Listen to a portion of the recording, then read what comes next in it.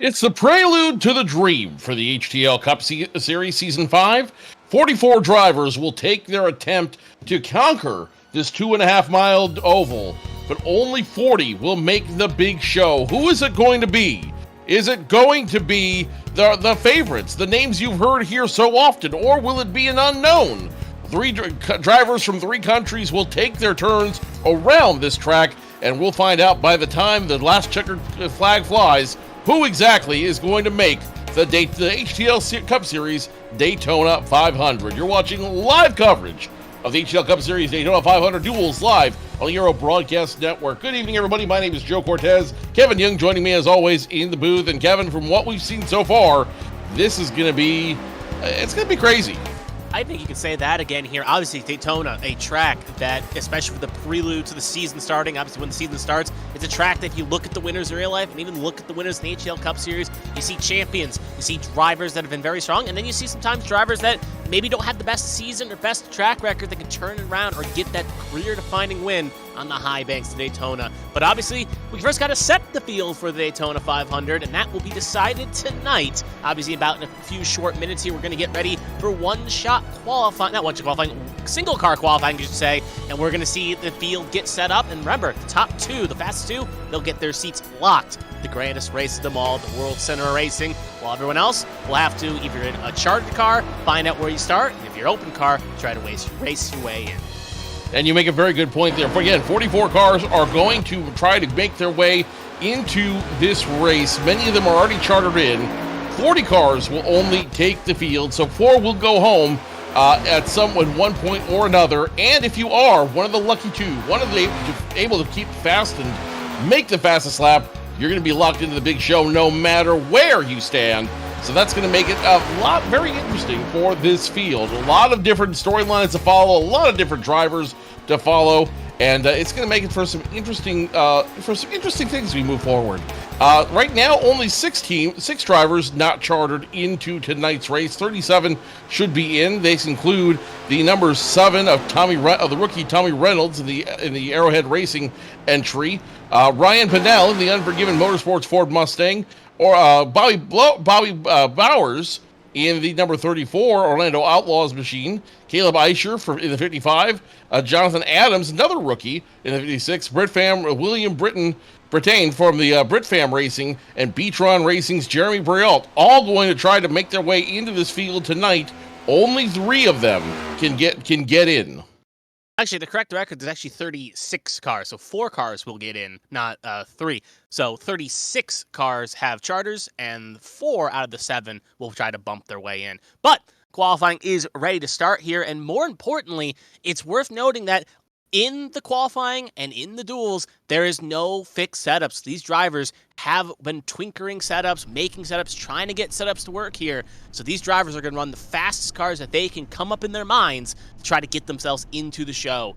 And unlike the rest of the calendar where setups are fixed, and even in the 500 next week where the setups are fixed, this is the only time tonight where you can see the creative juices flow of these different drivers and their teams, and even manufacturers that have allegiances to try to get these open cars in. We know for a fact, for example, Carmen Sienna, she has 2 Arrowhead cars in the open section here. She's been working hard in the Toyota camp along with some of her other teammates and drivers to try to get a fast enough setup that can get both those cars in. But right now you can see it's the calm before the storm here, and we're probably going to see one of the open cars head out just shortly, but it's going to be very interesting to see who gets pole position out of these cars that are still out here right now. Right now, everyone's your friend. If you have manufacturer partners, if you have alliances, everyone's your friend right now, because the biggest thing you want to do is help get your friends, help get your partners into the big race. Again, 36 chartered in, 4 will come in from the open. So if you're working right now, everyone's your friend. You're trying to work as hard as you can to get all of your cars and all of your teammates and all your alliance partners in the best position they can. But when we start running, when we start seeing the green flag flies on these 240-lap duels, those friendships are going to go away really, really quick. Yeah, no, you're 100% right, especially with the open cars and the non-open cars, where you'll see friendships kind of, because at the end of the day, it's a situation where you want to best your position. You want to get yourself further up the field. So if you have a poor qualifying, you can use the duel as an opportunity to get further up for the field. So you're going to want to keep it clean, but there's that concern or factor where you definitely want to make sure you get yourself a good spot. Because even though in Daytona you can win it from the back, you can win it from the front, you can win it from anywhere, it really helps your odds if you're a little bit close to the front, whether it gets you a better pit box or at the very least maybe puts you around some friends and maybe avoid wrecks. So we can see already one car lining up here. It looks like it's the 22 machine. It's going to line up first here. That belongs to Gary Donaldson, the Under Armour Ford Mustang. Maybe the first one to take a time out here tonight. I'm not exactly sure how they've determined the qualifying order, but it's very important to note here, this isn't even the qualifying order for the 500. This is the qualifying order for the duels that will be coming up here very shortly on ABN. So, yes, the first two are locked into the race. They will retain the pole and the second place spot in the race. That's great and all, but everyone else, they are racing for position in one of those duels, which will ultimately determine the starting order of the 500 next week. You can watch that right here on ABN. So, strategy is a little bit different in this race. You know you only have 40 laps. You know you've only got a very limited amount of time to get in the best position possible. Kevin, as we look into this, as we look at people starting to line up here for qualifying, what is your thought process? You know, if you don't think you have the car to go first or second, where do you want to be in the 40-lap duel? Honestly, that's up to preference here. We know there's one green flag pit stop as we're going to get ready here. Gary Donaldson going to take the whole lap, so I'll explain my point while he kind of gets up to speed here. It should also be one lap as well, as it is an HTL tradition. They'll get one attempt at it, so don't get 2 laps like usual. But now to answer your question, Joe, I don't really know. It's up to preference. If I'm an open car, I want to be, if I'm not locked in on a charter, I'm going to want to be as close to the front as possible to try to avoid these wrecks. I need to give myself a chance to make sure I'm the fastest of the open cars, at the very least. But if I'm someone that says locked in, I think I may take a chance and roll the dice and try to go maybe a little bit further back. Obviously, I'm going to run the fastest I can. Let's just see what we got in this car.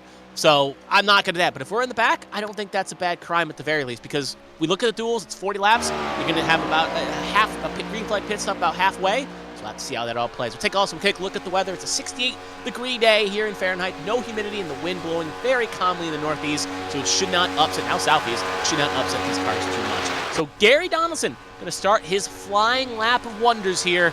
We'll see what he can do here and see what lap he can put down. One lap will decide where Gary Donaldson will start. But at the very least, we know as long as it doesn't validate, this will be the pole lap. This will be the lap that everyone else will have to try to beat. Holding close to that yellow line, may have touched the apron there, as he's going to continue to hug that yellow line. In the race, you'll see them cross both lines. In qualifying, watch them go around that yellow line as best they can, because that is the shortest way around this 2.5-mile D-oval at the World Center of Speed. Through turns 3 and 4, Donaldson holds it smooth, does not make the same mistake he made in 1 and 2. Now just the tri-oval to make it through to set the pace for everybody out here. Through the Geico restart zone, and at the start-finish line, 48.997 is the mark for Gary Donaldson, and he may have set a very low watermark to start.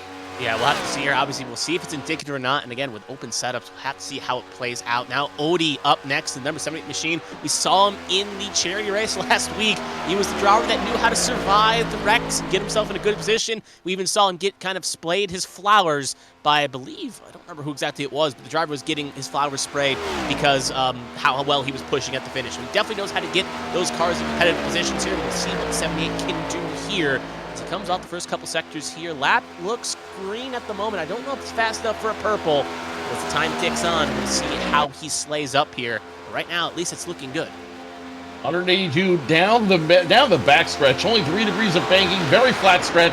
You can definitely burn those tires hard back there going into the high banks. 3 and 4. Still maintaining good speed. Richard Odie is through the turn 4. Now into the tri-oval through the Geico restart zone. And will he have enough to take away the pole? Survey says we have a new pole. No, we don't have a new pole. 49.147. That puts Odie currently in second. Yeah, no, that's not going to be good enough, and that's going to move us on quite nicely. Obviously, again, he's locked in as being a chartered car, so he does not. Actually, yeah, he is a chartered car. Confirmed. He is chartered car. Thank you for the correction there. So he does not have to worry about really losing a spot here. But we're going to move on nicely now to a non-chartered car. First one of the 7, Bobby Blowers is going to be up next here, and it's going to be interesting to see because he has won on the Super Speedway packages. He won last year at Atlanta. So he's definitely knows how to wheel these cars around. He's also very strong in the HTL Truck Series when it came to plate racing as well. But he is in an open car. And it should be worth noting, unlike in real life, where the top two open cars that qualify get locked into the show, that is not the case here tonight. All 7 open cars are only trying to do is you get to the front row, you're locked in. But if not, you're going to have to race your way in. So unless Blowers can get that car in the front row, he will have to try to race his way into the heats to get himself a spot. But across the line, does he at least bump himself onto the front row? He does by a smashing success of 48.92, about a 10th clear of Gary Donaldson. And that 34 is now in pole position. We'll see who's up next. And Blowers definitely a driver you want to watch going into this race. His one and only HTL Cup Series win was in Atlanta last year, so he definitely has the talent. He definitely knows how to run these restrictor plate style races, so he can definitely be one to watch, one to challenge for tonight's race altogether, if not the big race. John Hagan, the number 44 Home Depot Chevrolet, I believe that was your win. That was second place. No, that was your winner. That was your winner. That was the winner. After that very tight photo finish, the winner of the charity race last Tuesday here on ABM, the Arrowhead Racing driver, trying to impress the boss tonight, and more importantly, impress the fans at home with a good qualifying run in the Home Depot 44. Yeah, he's got good form on his side here at the very least. He ended up winning last night in the HTL Cup Series at Charlotte. He also won the charity race as well, won both the stage and the race. Across the line, he will fly here, and that will be pole position. Clears it by about 2 tenths over Bobby Blowers, 48.90 for the Home Depot machine. So the first Arrowhead Racing car to put down a time, puts it to the top of the list, and now that moves on nicely to next to the 88 of Seth Wansing. Personally, as myself, as someone that's seen Seth Wansing in the HTL Cup Series run constantly, even sometimes the HTL Series as well, he's definitely a driver that is very aggressive on the plate racing. He's someone that's going to be willing to make that third line happen if he can see it kind of materializing. He's someone that's not going to wait around the back. So he's someone, if he does get a poor qualifying effort here, he will try to get himself to the front by any means necessary, and at the very least, he is in a locked-in car, so he does not have to worry about jumping his way in here. So we'll see how this Napa Auto Parts machine can do here as he comes off a 3 and 4 here, checking his time to see what he's doing at the very least.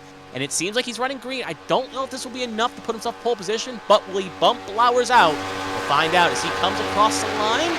It's going to be a a slow lap of 49.04. That will put him P4 at the moment, and he will have to race to advance his position through the duels.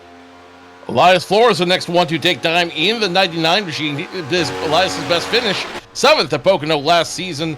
So again, no stranger to these big races, to these fast-paced races. We'll have to see if he's able to continue to keep pace here and ultimately get himself as close as he can. John Hagan has the fastest time now, 48.901. We'll see if Flores, who I believe is on the money lap right now, will get touch that through turns 1 and 2 onto the backstretch at this point.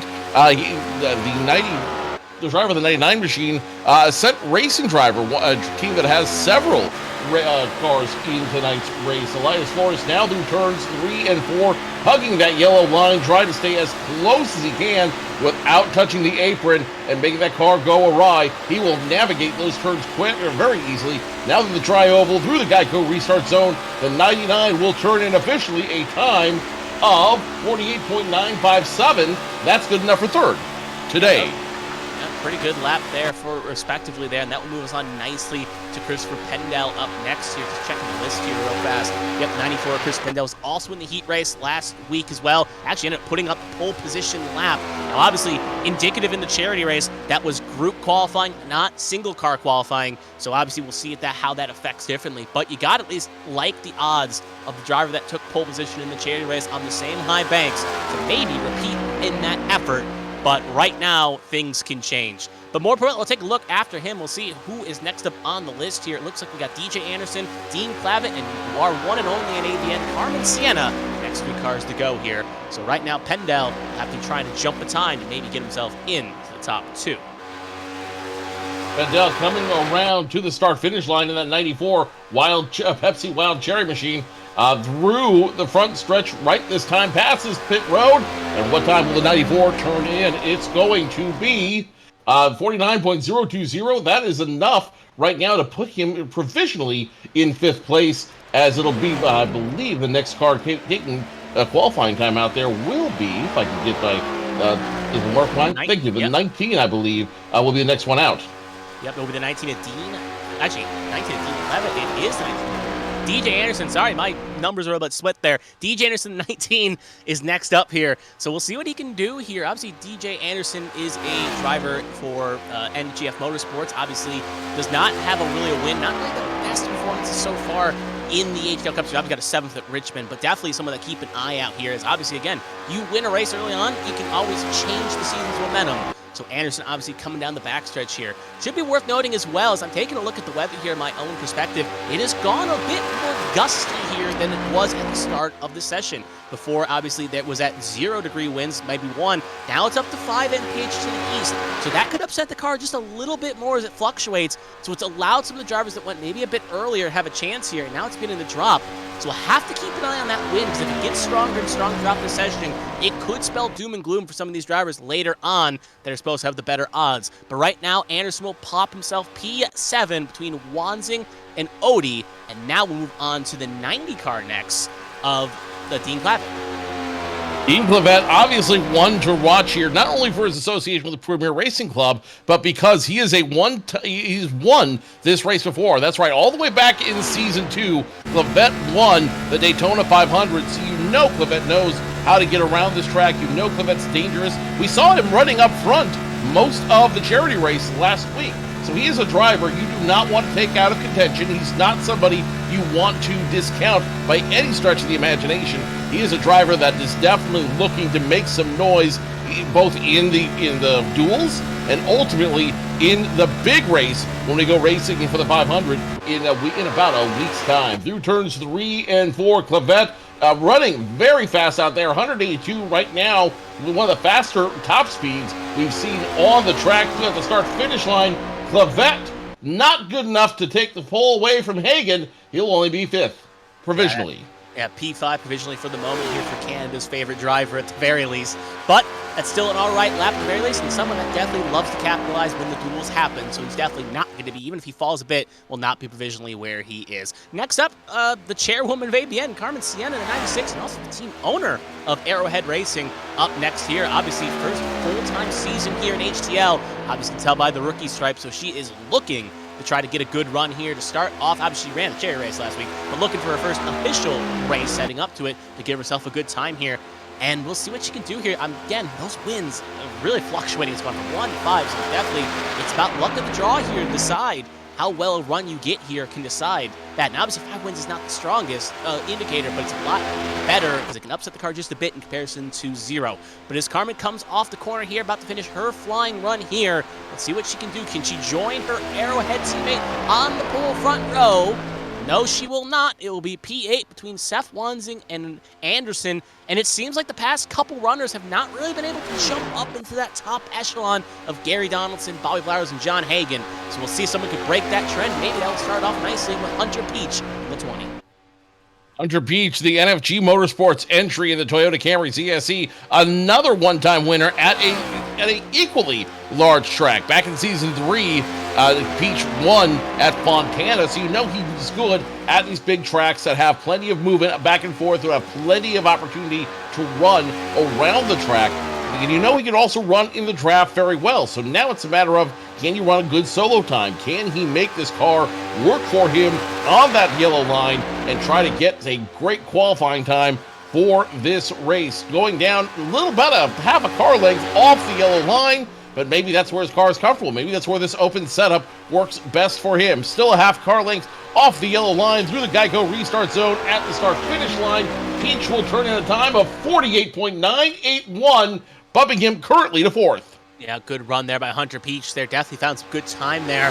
And this is kind of indicative of how he runs. We've now cut to Ryan Pinnell here in the 15. Worth noting as well is another open car, 1 of the 7. So we'll see what he can do here. Obviously, the A-Square, one of the A-Square regulars in the Cup Series for ARCs. Definitely a strong driver when it comes to plate racing, but he's going to have his hands full here with 6 other strong drivers around him. But to kind of go back to what I was saying, though, about how runs happen, a lot of drivers are going to run that low line, but you'll see it on the warm-up. It's about indicative of what these drivers feel. Some will say, all right, I'm going to hug the top of the wall here and use my warp black and stay tied to the wall and come down for the first run.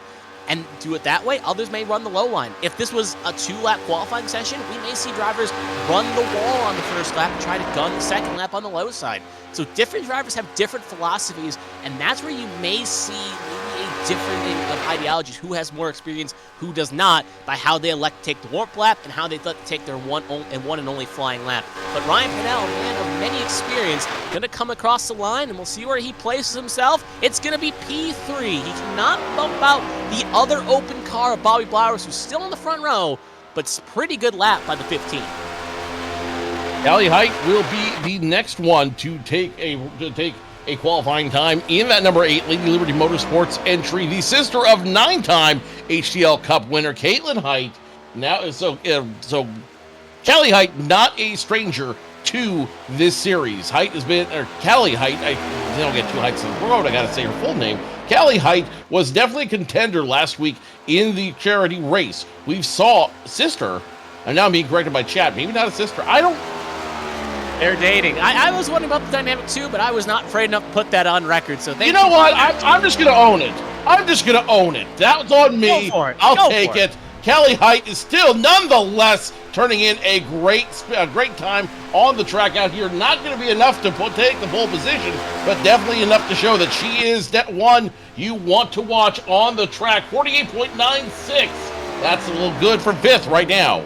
That was a good lap from her at the very least. Obviously, I kind of want to say right now, in comparison to the two, speaking of, here is the other one, Caitlin Height, up the line. Obviously, the winning active driver, HTL, with 9 victories. She was also the regular season champion last season. Obviously, didn't mount to a championship, which she's probably not the happiest about, but she's definitely someone that if you were counting on who would be the strongest driver and maybe the most likely to get herself a championship, it would be the number 3 right there of Caitlin Height in that FedEx machine. Obviously, in the charity race as well, she was quite strong. She's also usually strong when it comes to plate racing. She came within inches of winning the ABN Adbox Cup Series 500 many months ago. So she's someone that if you put her on a plate race, she can really wheel that thing to get herself a spot. And obviously, she left Arrowhead Racing to go join Lady Liberty here. So we'll see what she can do with a new team and a new number and not a new sponsor, though.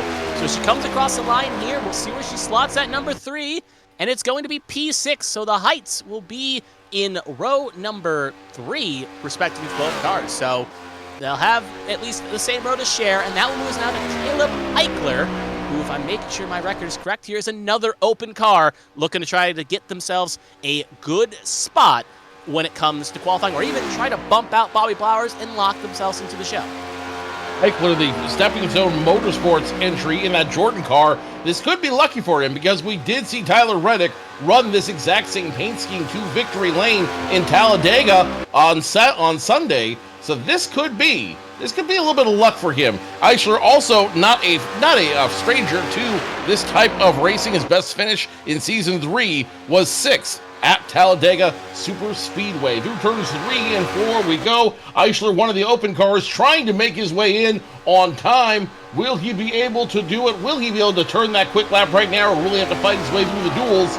Survey says 49.012. That's going to put him mid-pack, and he's going to have to fight his way in from the duels. Yeah, it's going to be another driver looking to make the duels. And again, if Blowers gets bumped out, right now all Heat drivers have to race their way in. So at the very least, Blowers is saving himself the saving grace here. That moves on nicely to 29 of Alfred Denny, rocking a new number, unlike last season where he was within the 21. Alfred Denny looking to make a good run. Again, driver you can't count out at plate races, even though he's still yet to find an elusive victory in the HTL Cup Series, and running so strong. Obviously, he's been slowly making strong improvements. Now, knocking on the door with a new team here, trying to get himself a possible chance to get a victory here. So coming down the backstretch here, again, different strokes for different folks. Some like to be higher up to the wall, others like to run the low side here. You're going to see him pinching it, and it's all about minimizing the scrub off in these corners to give yourself a good run here. And right now, it seems like he's holding it quite smoothly here. So as he comes off the last corner here, we'll see if it's enough. Conditions seem to favor him.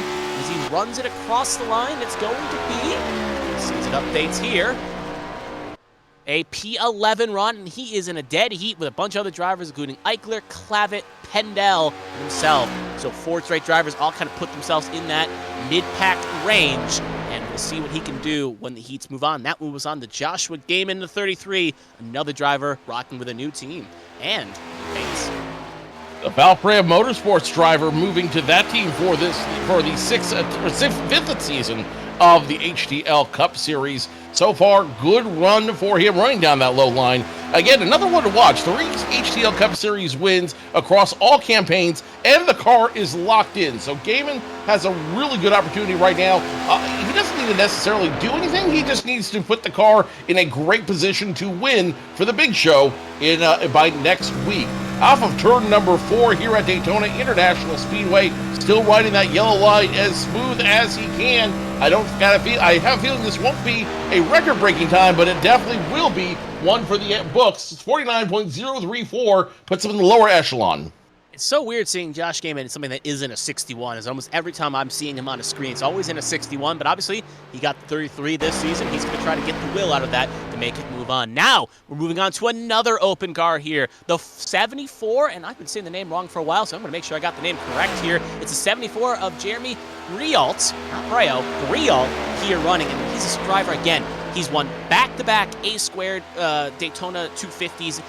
In back-to-back in a row. He won the HTL Truck Series 250 last season in a truck. He's someone that is strong at these high bank tracks here. At the very least, he knows how to wheel it away, but obviously this is the one crown jewel that he's missing out of all the series he's run. And being an open car, like last year, the past previous years where he was locked in, this time he's going to have to try to race his way in, but as I say before, you can never count out the Beatron driver. As he comes across the line here, we'll see if he can bump his way onto the front row, and he will not even close, but it'll be P13, and he'll be in a sandwich. It seems like a lot of drivers of late have been kind of put themselves between the ranges of 9 and 16, so maybe again, this condition has not favored the cars that have gone later on, and that moves us on nicely to the 71.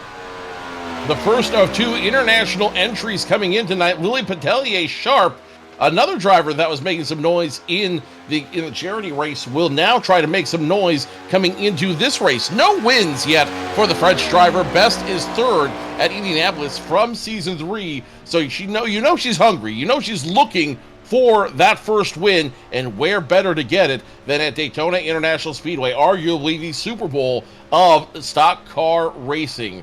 Through turns 3 and 4, turning about 182 in the apex of the turns. Gonna look for a little more speed, and she scrubs up about car width off the yellow line. She's gonna go to that middle line there before coming back down. Did she lose any speed? The answer is no. She will knock Bobby Bowers off number 2, and she will now take the front row. Well, that stings for Blowers, as now he cannot be officially locked in. He will have to race his way in. So his golden ticket just went up in smokes thanks to the 71 car. But now we move on to the 28 of Matthew Boone, a driver that, again, was a strong driver at the very least last season, was knocking on the door, Season 2 champion, 4 HTL Cup Series race wins, was so close to trying to get himself in the Final 4 last season, but could not finish the deal. Obviously, that's going to sting a little bit for the 28 Monster Energy driver here, but new season, new challenges, new whatevers, and it's at least an opportunity for him to try to get a win. Again, to start the season, because if you get a win, you're locked into the rest of the season, as long as you maintain races and everything else. So at the very least, it can start the season off right. It can make you not have to worry about what's left, what's next. You can just say, all right, I've won, and now let's worry about the rest of the season and get myself ready for playoff time. But as the 28 comes across the line, where will Matthew Boone slot his car? It will be P5, so the form has been ticking up here. We've seen a lot of drivers in that mid-pack, back-to-back-to-back. And now we've seen 2 drivers get themselves into the top 5. So it looks like we're seeing a big uptick of drivers improving here. Dustin Hall will be the next one to take time in the Unforgiven Motorsports entry. 7-time winner here in the HTL Cup Series. So you know it's a very experienced driver. This driver is hungry. He wants it, and he could get himself in a very good position starting up front, depending on what happens this lap. The wind's starting to die down now, so that you know it's not creating a whole lot of side force on these cars. It's not moving them around. The wind's not moving them around as much as it was. So you know these cars now have a lot of opportunity to move forward. They can run these cars smoother. And as one of my friends a long time ago always said, smooth is fast. You don't have to hit the pedal all the way down to go fast. All you have to do is be smooth. And that's especially true around this 2.5-mile tri-oval in Daytona Beach, Florida. Off of turn number 4 through the Geico restart zone we go. What will the time be at 182? Time is officially 48.921, good enough for third. Yeah, that's a good lap by Dustin Hall there. Obviously not a pole run. It's been John Hagen. He set that lap early in the run here. When we started it, it was very early, and now we're still working through the field here. But it seems like, again, the run goes on here. Other drivers will be looking to try to jump into that line, including this driver right here, the 4 of Zachary Apperson up next here. And obviously, again, with Tombstone Motorsports, got a second on the high banks of Talladega in Season 2, but has been oh so itching to try to get that car in the victory lane. He's been improving steadily. Saw him last season. He was slowly going from the start of his career, 15th to 20th to 10s to 5s, and now he's looking poised to maybe get that first win and get the metaphorical monkey off the back and ensure that, again, a win can always cure those blues. So as he comes off of 3 and 4 right now, it's looking all right, to say the least. It's not screaming whole lap here, but Sector 2 did look kind of, well, Sector 1 looked kind of quick. We'll see if he improves in Sector 2, if he can keep that form going as he comes across the line. It is going to be a lap that is good for P5, so form is picking up. That will be another driver that put himself in the top 5 and will bump Ryan Pinella out of the top 5, but it's still the Hagen Sharp show on the front row. Selena Thompson in a very uniquely colored car, the American Airlines Menards entry here. Another driver, again, making a lot of noise in the preseason, has a great opportunity to make some noise here in her Chevrolet Camaro, running with Valfreya Motorsports. Her best finish here on the series was a 6 at Darlington during Season 4. But nonetheless, she looks very comfortable at the super speedways. She looks very comfortable running in that Chevrolet and has a great opportunity to try to move forward here. She did attempt to lead some laps. She was definitely in the front group when push came to shove in the charity race. Does that talent continue? Let's find out if she was able to learn anything and apply it to tonight's race. 181 coming off turn number 4 into the Geico restart zone. It's going to be a tough lap for her.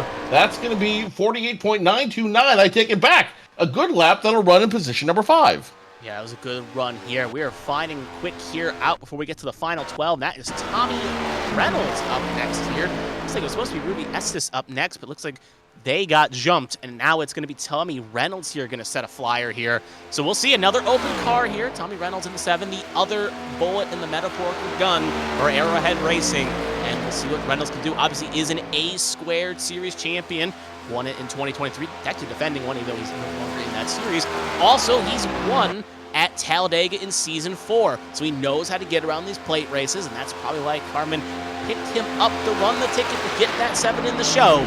So we'll see what he can do in the unsponsored 7. Someone that doesn't really like to run sponsors on his car, but it may make him fast. Sometimes you could say the decals could slow it down just enough in the virtual world, and maybe, just maybe, that will roll him to the finish line. So as he comes across the line here, we'll see if he can get himself on the front row and maybe make an Arrowhead lockout across the line. P13. So it always seems like when I hype up these drivers about to have a good run, they kind of put it in the mid-pack here. And it looks like, Joe, you're having better odds of getting the drivers that get the will to get to the front row, and that will us on nicely to the 2. Something about having the even numbers, man. I can't tell you, but it just works. It just works. Josh Arnold running the high side on his warm-up lap. Now he's going to run that yellow line that everybody seems to love. Remember, that is the shortest way around this track, and with no cars to draft with, you need every advantage you can get. Half a car width off the line this time. Looks very comfortable in that little position there. Josh Arnold hitting 183, 184. This could be a very fast lap for the number 2 entry belonging to Coast Racing. His best finish, a 4th in Kentucky at Season 4. Let's see if he can improve on that as he comes to the line. Barely gets off that yellow line in that comfort zone he likes so much. Down to the yellow line. What is the time? Time will be 48.979. Not a great lap, but not a terrible lap. That'll put him mid-pack. Yeah, that will not put him inside the top 10, but at least will put him, presumably, obviously still many cars to go, but it looks like he's poised to at least be in the top half of the field. There's still strong drivers to go here, including the 21 of Marcus Chafin. I want to make sure I got that name correct, unlike last week. We'll see what he can do here as he crosses the line, ready to start his flying lap for Unforgiven Motorsports. Obviously, again, another driver that's gotten a win at the high banks of the Super Speedway. Only one win. That also came at Talladega, but it was a little bit long ago at Season 2 of the HTL Cup Series. So it's been a long time since he's gotten a win, about a season and some change. So we'll see what he can do here. Obviously, again, the way to break out of that slump is to win the most prestigious race that you're going to have on the HTL calendar, including maybe winning the championship in the final one. But the most prestigious that anyone can win. And we'll see what he can do here, coming off at 3 and 4 in the very, again, lightly sponsored 21. Basic, plain paint scheme. But sometimes drivers love to keep it simple and clean. As he comes across the line, we'll see where he slots the 21. It is going to be P6 right behind Selena Thompson, right ahead of Zachary Apperson. So again, at least in the top 10 for the moment, but we'll see if it holds on.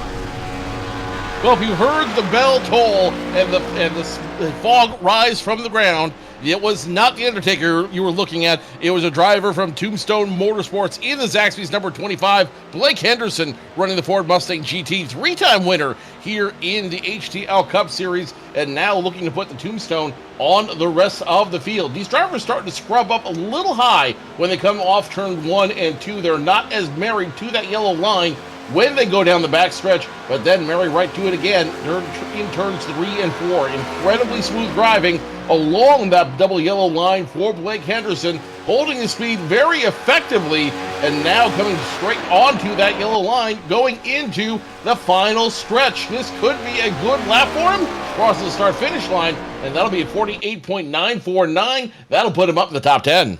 Of the Undertaker reference you did, but it's a shame he's not run the WWE 2K24 scheme like he's run the past couple weeks. It was a missed opportunity, and sadly, it's kind of passed on. But we're moving on now to the last 2 cars here before the final 12, and the last 2 open cars that are ready to put a qualifying down. Obviously, first one up here is Jonathan Adams. Jonathan Adams not in the 20. He was running that scheme last week. This week, he's supposed to be 56, but trading paints can be a bit of a diva sometimes, and we'll see what he can run here. So let's keep that note in mind for the duels.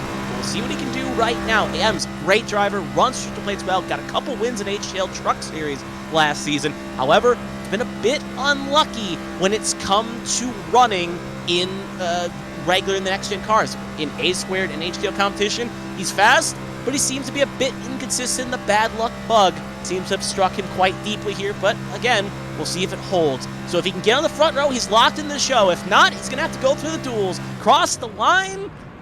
It is not going to be that fast. He's going to qualify right next to team boss Carmen Sienna in 25th position, kicking himself, but he's someone that can capitalize in the duels to get a higher position.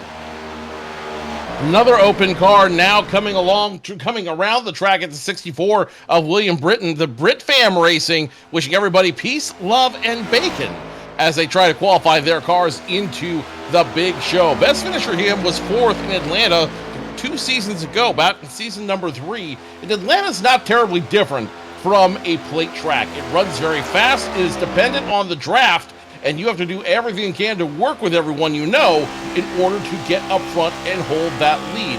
So if William Britton can hold on and enter this race as an open car, he could definitely play spoiler for some of these drivers knowing how to run that fast lap and those fast enough times at a speedway or super speedway style race. Through the Geico start-finish zone, you ride on board. It's at the start-finish line.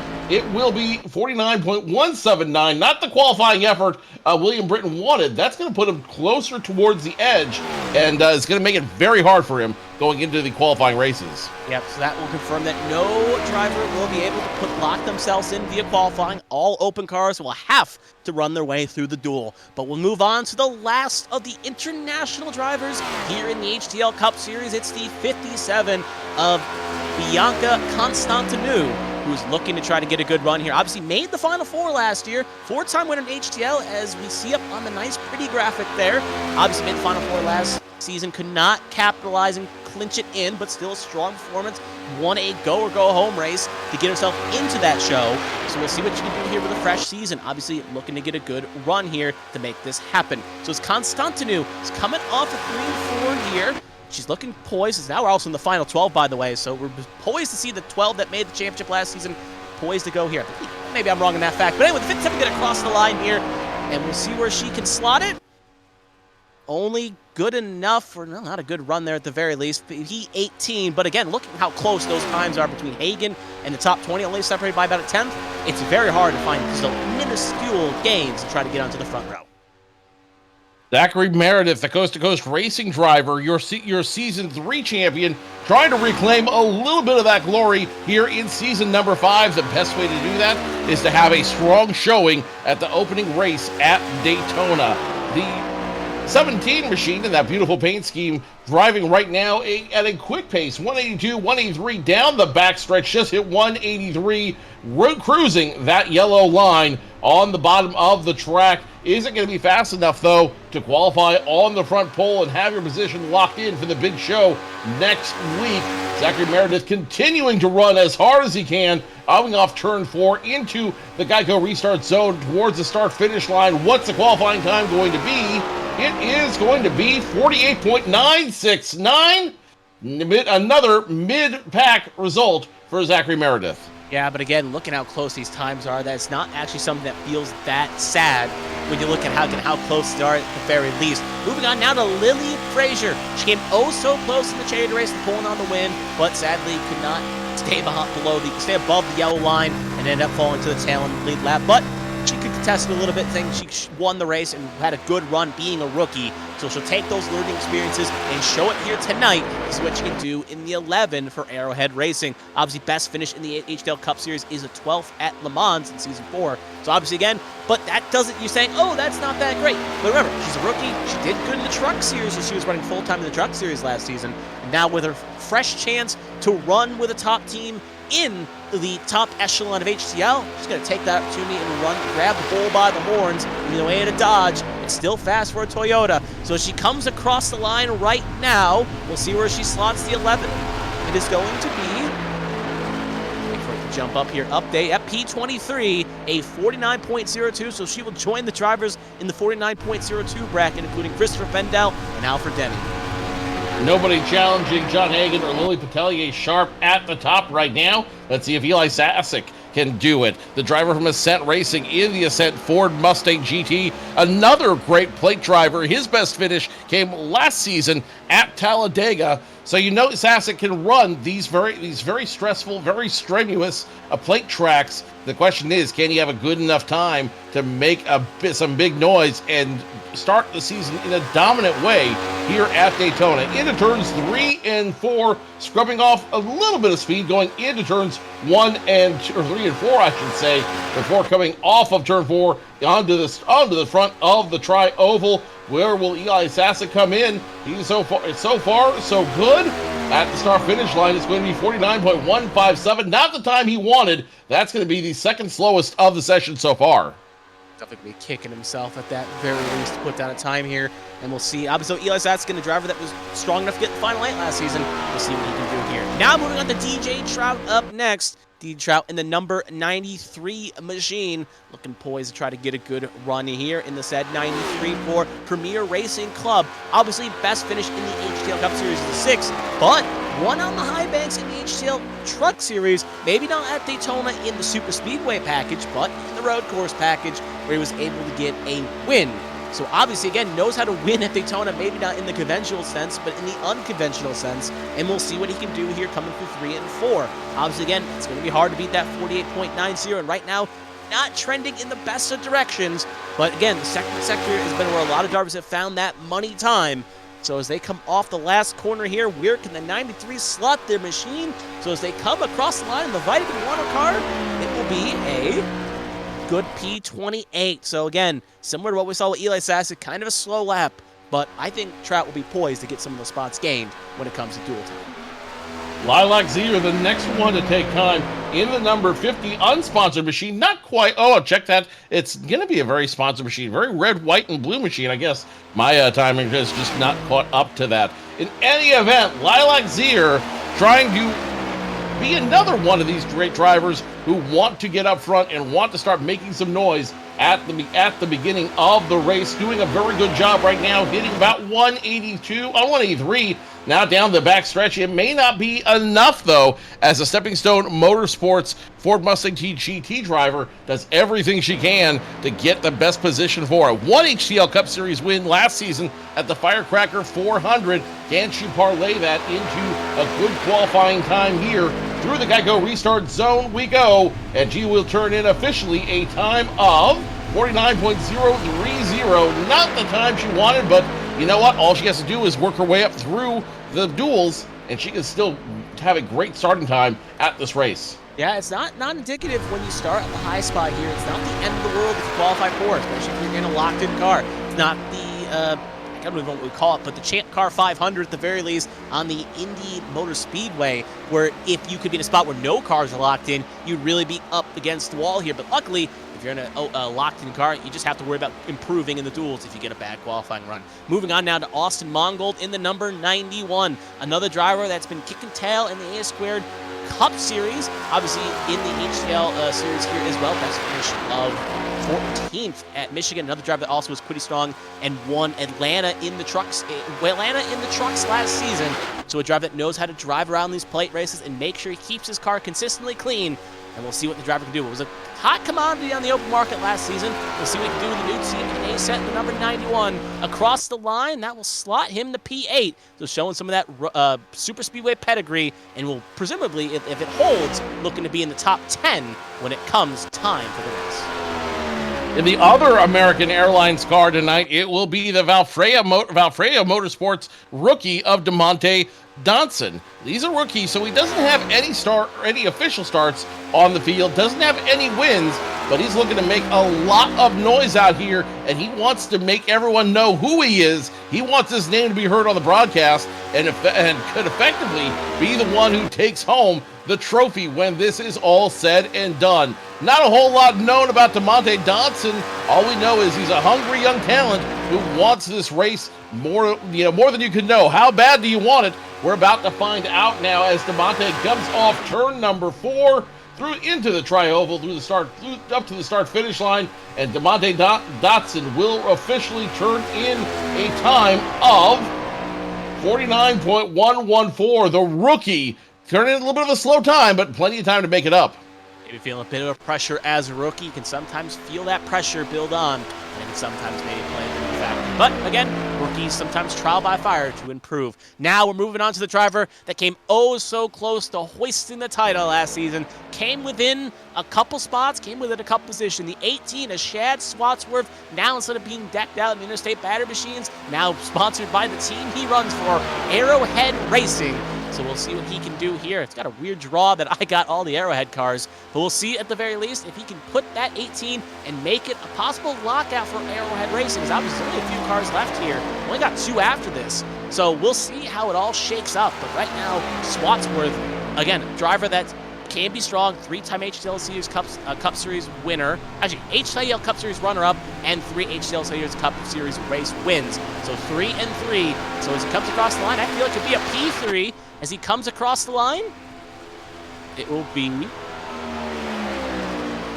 P26. So not the best to run there for Shad Swatsworth. Had to find him on the list, had to scroll down. He'll be right now along with Jeremy Brault in next to him in P27.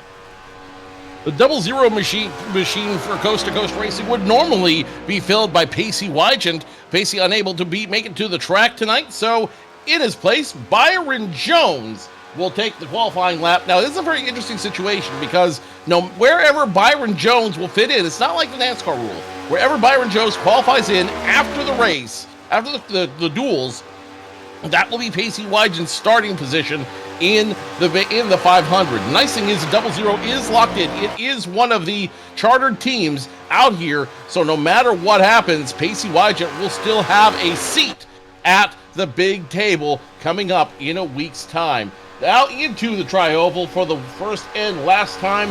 What time will Byron Jones give Pacey Wygant? 48.963. That's going to be in the upper echelon. E15. Obviously, again, that team is very strong at putting good qualifying procedures on at the plate racing. We'll see what happens. So we're moving on to the last car. It is the defending champion and the defending Daytona 500 champion, Joshua Sosi. Last car up here. So we can confirm one thing. John Hagan, he's locked into the show, even though he's already a locked-in car anyway. But he's locked in into being first or second, depending on what this 81 car can do here. Sharp right now on bated breath, sitting on her pit box, hoping this 81 cannot go fast enough to bump her out of contention here. So as it's going to be a long run here, we're already halfway done with the lap as we get a nice view there. And now we got a better view here at the very least, showing off the USPS machine. So as he comes off a 3 and 4 here, the mad dash home here. Can the defending champion and defending race winner put it on the front row? Across the line, he will slot it, and it will be P6, so not going to be good enough to bump himself onto the front row. That will confirm Hagan and Sharp will be on the front row when it comes time for the main race next week. So good job to John Hagan. He's been so strong on Speed Weeks. He won the charity race. He's starting on pole. He's looking to do something not many drivers can do and sweep Daytona. But right now, he's on mad path to do that strong. So Hagan and Sharp, they'll be locked in on the front row next week's time. Everyone else, they're going to have to run and run hard to try to get to the promised land of the main race. And now the fun begins. If your name is not John Hagan or Lily Pelletier Sharp, or Pelletier Sharp, I put the T in the wrong place. If your name's not Sharp or Hagan, now the fun part begins. Now you have to race your way into one of the two races here, and ultimately try to get the best spot you can. The first two are locked up. We know where they're at. So now, Kevin, we've seen all these drivers run. We've seen all these drivers make the qualifying.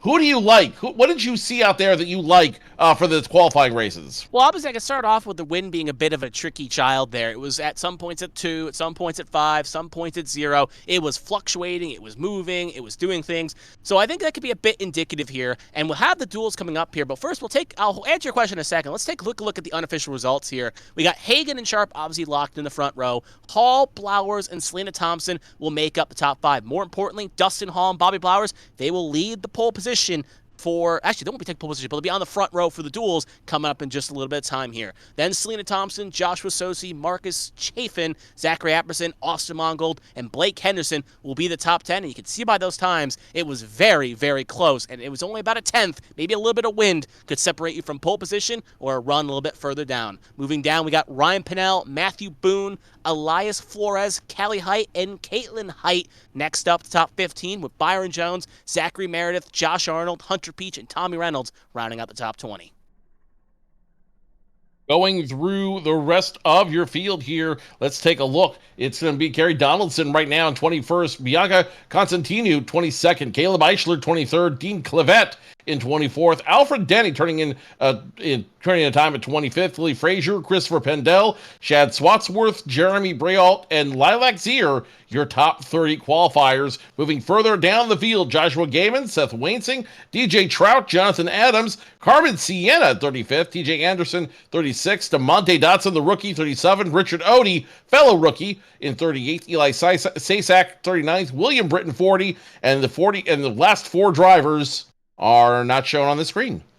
Yep, because I think we have a 40-car field, but I was looking away from the screen for a second. So, yeah, that is how that will crumble here. Obviously, we're now just waiting for the duels to start here relatively shortly here. Obviously, it looks like we'll do maybe some little shuffling here, possibly, but we'll have some time to kill here. But I guess to answer your question now that we have done the run-up there, who do I like coming into the duels? Who I like coming into the point? Looking at the field here, Bobby Blowers is definitely a strong driver to look out for in that situation. You can't count out Josh Sosi, the defending champion. And for some reason, Ryan Pinnell being an open car, he's screaming he's going to have something up in that number 15. Definitely a lot of storylines to follow, a lot of drivers to look through tonight. Let's go take a quick break as we get reset for the first of 2 duels. And we'll come back to some great racing action in just a minute. You're watching live coverage of the HTL Cup Series dual qualifying races live on ABN.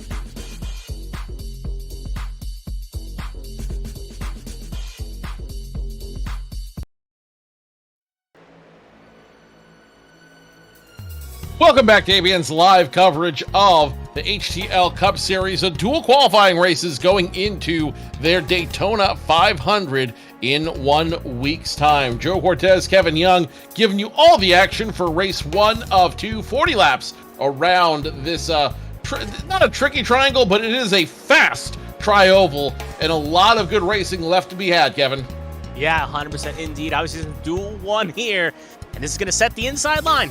And remember, we have 3 open cars here in this section, and it should be, because how it's split up, 3 in dual 1, 4 in dual dual, and that means in this duel, obviously we'll go over the rundown in a second here and whatnot. We'll go over those cars also with some healthy graphics.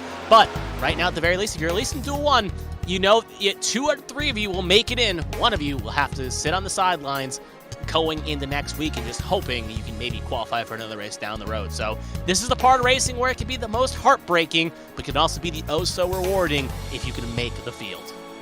What exactly makes a graphic healthy, Kevin? Maybe if you water it, maybe give it some good sunlight, some air, some practice. It's like plants, or it depends on what you define healthy as, at the very least. But yeah, I think if the graphic, though, visually giving it some good points and that will be definitely helpful as well. Obviously, you can see in the commentary now, it's Joe Cortez and myself, Kevin Young, and we got directed by Kristina Ryan, who is giving us some oh-so-beautiful shots with her beautiful camera package here. I know she was in the workroom earlier, making sure to get all these nice camera shots looking as pretty as they can. Without her, we'd be looking at a less pretty broadcast, especially if you gave me the controls. Oh boy, it'd be simple shots and simple angles. But yeah, you can see right there, there's Lake Lloyd. We'll probably have some fun facts about this whole track popping up relatively soon. But yeah, beautiful track, beautiful scene. Ben here, also at the night as well, so it's very fun at the World Series of Racing. World Center of Racing. I won't hold that one against you, though. Look, reading is hard, okay? English is a very hard language, and I think some people would agree with me on that point. English is a very hard language. Just ask anyone who speaks English as a second language. It makes absolutely no sense whatsoever. Yet here we are at the World Center of Speed, effectively going into the World Series for the HTL Cup Series Season 5. See how I brought a full circle there? Duel 1 belongs to John Hagan, Dustin Hall, Selena Thompson, Marcus Chafin, Austin Margold, Elias Flores, Caitlin Height, Zachary Meredith, Hunter Peach, Gary Donaldson, Alfred Denny, Christopher Pendell, Lilac Zier, DJ Trout, Carmen Sienna, DeMonte Donson, and Eli Sasak. The 3 highlighted cars there, Ryan Pennell, Caleb Eichler, and Jeremy Burrow.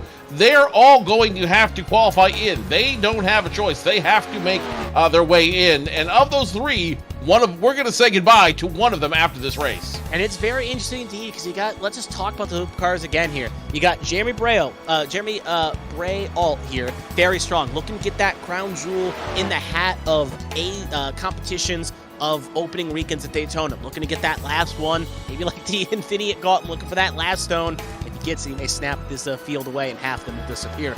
Other than that, though, we got Ryan Pennell, an A-Squared regular as well, can find good speed at these bankings as well. And you got Caleb Eichler as well in the number 23 machine as well. More of a bit of a regular at the very least, and definitely someone that does not want to send the sideline here if they can help it and wants to put themselves in the show. And it's going to stink, because if you're one of these drivers, it's gonna stink if you miss the show by either an early wreck or maybe in in real life, when you're in points where you just see drivers getting past the last second and end up having heartbreak happen. So it's a position I would not want to be in, as it's looked to be heartbreaking, but we'll have it nicely to John Hagan. He will be our pole sitter for the 500 next week here on ABN 1 at 8 o'clock. Selfish plug, I know, but make sure you can find out where the point is. But Arrowhead Racing, and it will be pole no matter what. So worth noting, unlike in real life, car crashes, accident happens, could be lose that position. In the virtual world, that will not happen. He will be starting on pole position, so he can be as aggressive he wants. He can go back in the field, help out some of the other Arrowhead teammates that are in this show, like Carmen Sienna, the team boss, and try to get towards the front. So there's a situation where no risk for the 44 and could be more of a helper for other Arrowhead cars. No risk, all reward for the Home Depot 44 machine. That is going to be your pole sitter again, no matter what happens. And he does have some teammates in this race. We mentioned Carmen Sienna earlier in this race. He's also, I believe, he also has a couple other partners up there as well in the Arrowhead racing stable. So it'll be very interesting to see how team dynamics play into tonight's race. It'll be very interesting to see how teammates work together, or if they work with manufacturers. Again, at this point, everybody's locked in except for those 3 drivers we mentioned earlier. So everyone's now running for the best position they can get on the field. And as we mentioned earlier, sometimes starting towards the end of this field is not the worst thing in the world. Yeah, at the very least, I was a quick fact about Caitlin Height there. But to kind of correct the record, he is the only other Arrowhead car in this field is Carmen Sienna on the left side. And to kind of be a kick in the teeth, in the other session is the 2 open Arrowhead cars that are in session dual 2. We'll see a little bit later here. So it's kind of you got the pole position, but the 2 teammates you maybe would try to get into the field are in the other session. There's nothing you can really do to help them with this advancement. So kind of a moment of just pain, but that ain't going to help hurt John Hagen. He's going to keep running. So it looks like we're going to get ready to look at the starting grid here for duel number 1. John Hagen and Dustin Hall, they will be the front row that will lead us off in duel number 1. Moving a little bit further down, we'll move the row number 2 here. It's going to be Selena Thompson and Marcus Chafin will be in row number 2. Moving on to the next row, Austin Mongold and Ryan Pinnell in row number 3. Eli Flores and Caitlin Height in row number 4. Zachary Meredith and Hunter Peach in row 5. And Gary Donaldson, Caleb Eichler in row 6. Alfred Denny and Christopher Pendell in row number 7. Jeremy Bro, another open car there, and Lilac Sear in row 8. DJ Trout and Carmen Sienna in row number 9. And DeMonte Dotson and Eli Sasek in row number 10. And that will be the first 10 rows here. And it looks like, at the very least, first of all, Eli Flores looks like he just had a connection issue, so it looks like he will not be taking the flag here at the moment. See if he can get back here. And secondly, I'm hearing some communication that there's some fuel concerns here for some of these drivers. We'll have to keep an eye on that. Fuel concerns are the biggest thing you'll have at a track like this. You won't have to worry about tires. The biggest things you'll have to worry about are your aerodynamics and your gas. If you ruin your aerodynamics, whatever you punch in is going to act like a big umbrella, basically a big parachute, and it's going to hold you back. Right now we're being told comp caution is around lap 20 to refuel, so this race will be broken into 2 stages effectively. The first stage will be 20 laps. They'll come back down, ARCA style, to refuel, do whatever they need to do, and then come back out for the final 20 laps of this race. So it's going to be very interesting to see how that comes together, and I think that's really going to create some interesting decisions for the first 20 laps. Yep, so that caused the fuel issues right there. Looks like it was a slight issue here, and that's what's caused the problem for the comp caution on lap 20.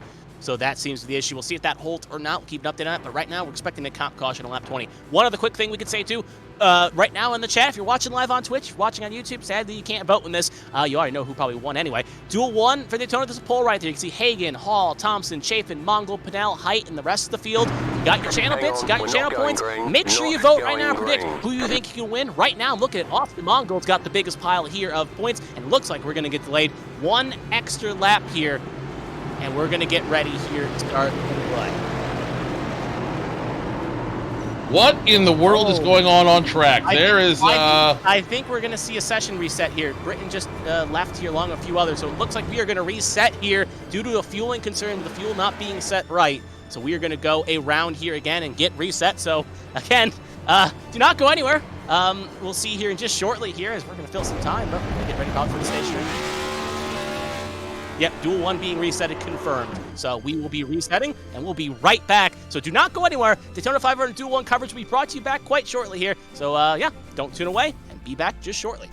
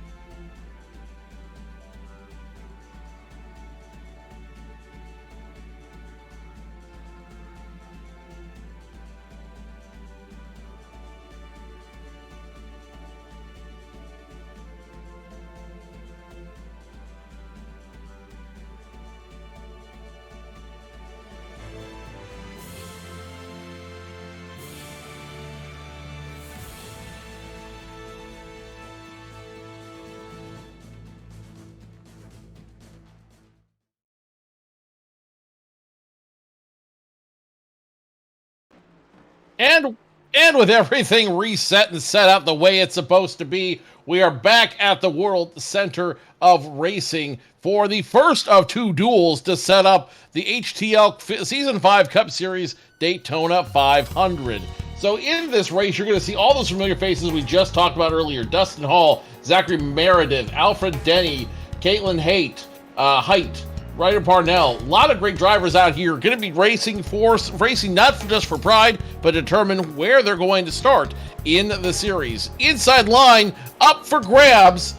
Kevin, get ready for some insanity. I was already ready to go before that little pause we had there. I'm still excited up. I'm like a trucker right now on a 12-hour binge with a bunch of trucker meds in his right pocket right now. I am ready to go. But anyway, though, we are going to get ready to start here relatively soon here. About to advance up shortly. Again, a little bit of warm here to make sure everyone's in the lobby. We'll get some nice aerial headshots here of the Daytona grounds here. Obviously, not very detailed outside of that point at the very least. And here again is Duel 1, just in case you were not tuned in or you tuned in late or whatever. Here's the rundown order. We'll go again real fast. Hagen, Hall, Thompson, Chafin, Mongold, Pinnell, Flores, Height, Meredith, Peach, Donaldson, Eichler, Denny, Pendel, Brault, Zier, Trout, Sienna, Dotson, Sasick. Your top 20 in Duel number 1 here. And the three cars that were on yellow on that screen in Eichler, Brault, and Pinnell, they are all open cars. Two of those three cars will be looking to get into the show here. One car will go home here at the very least. And in Duel 2, it will be 4, and 2 will do the same.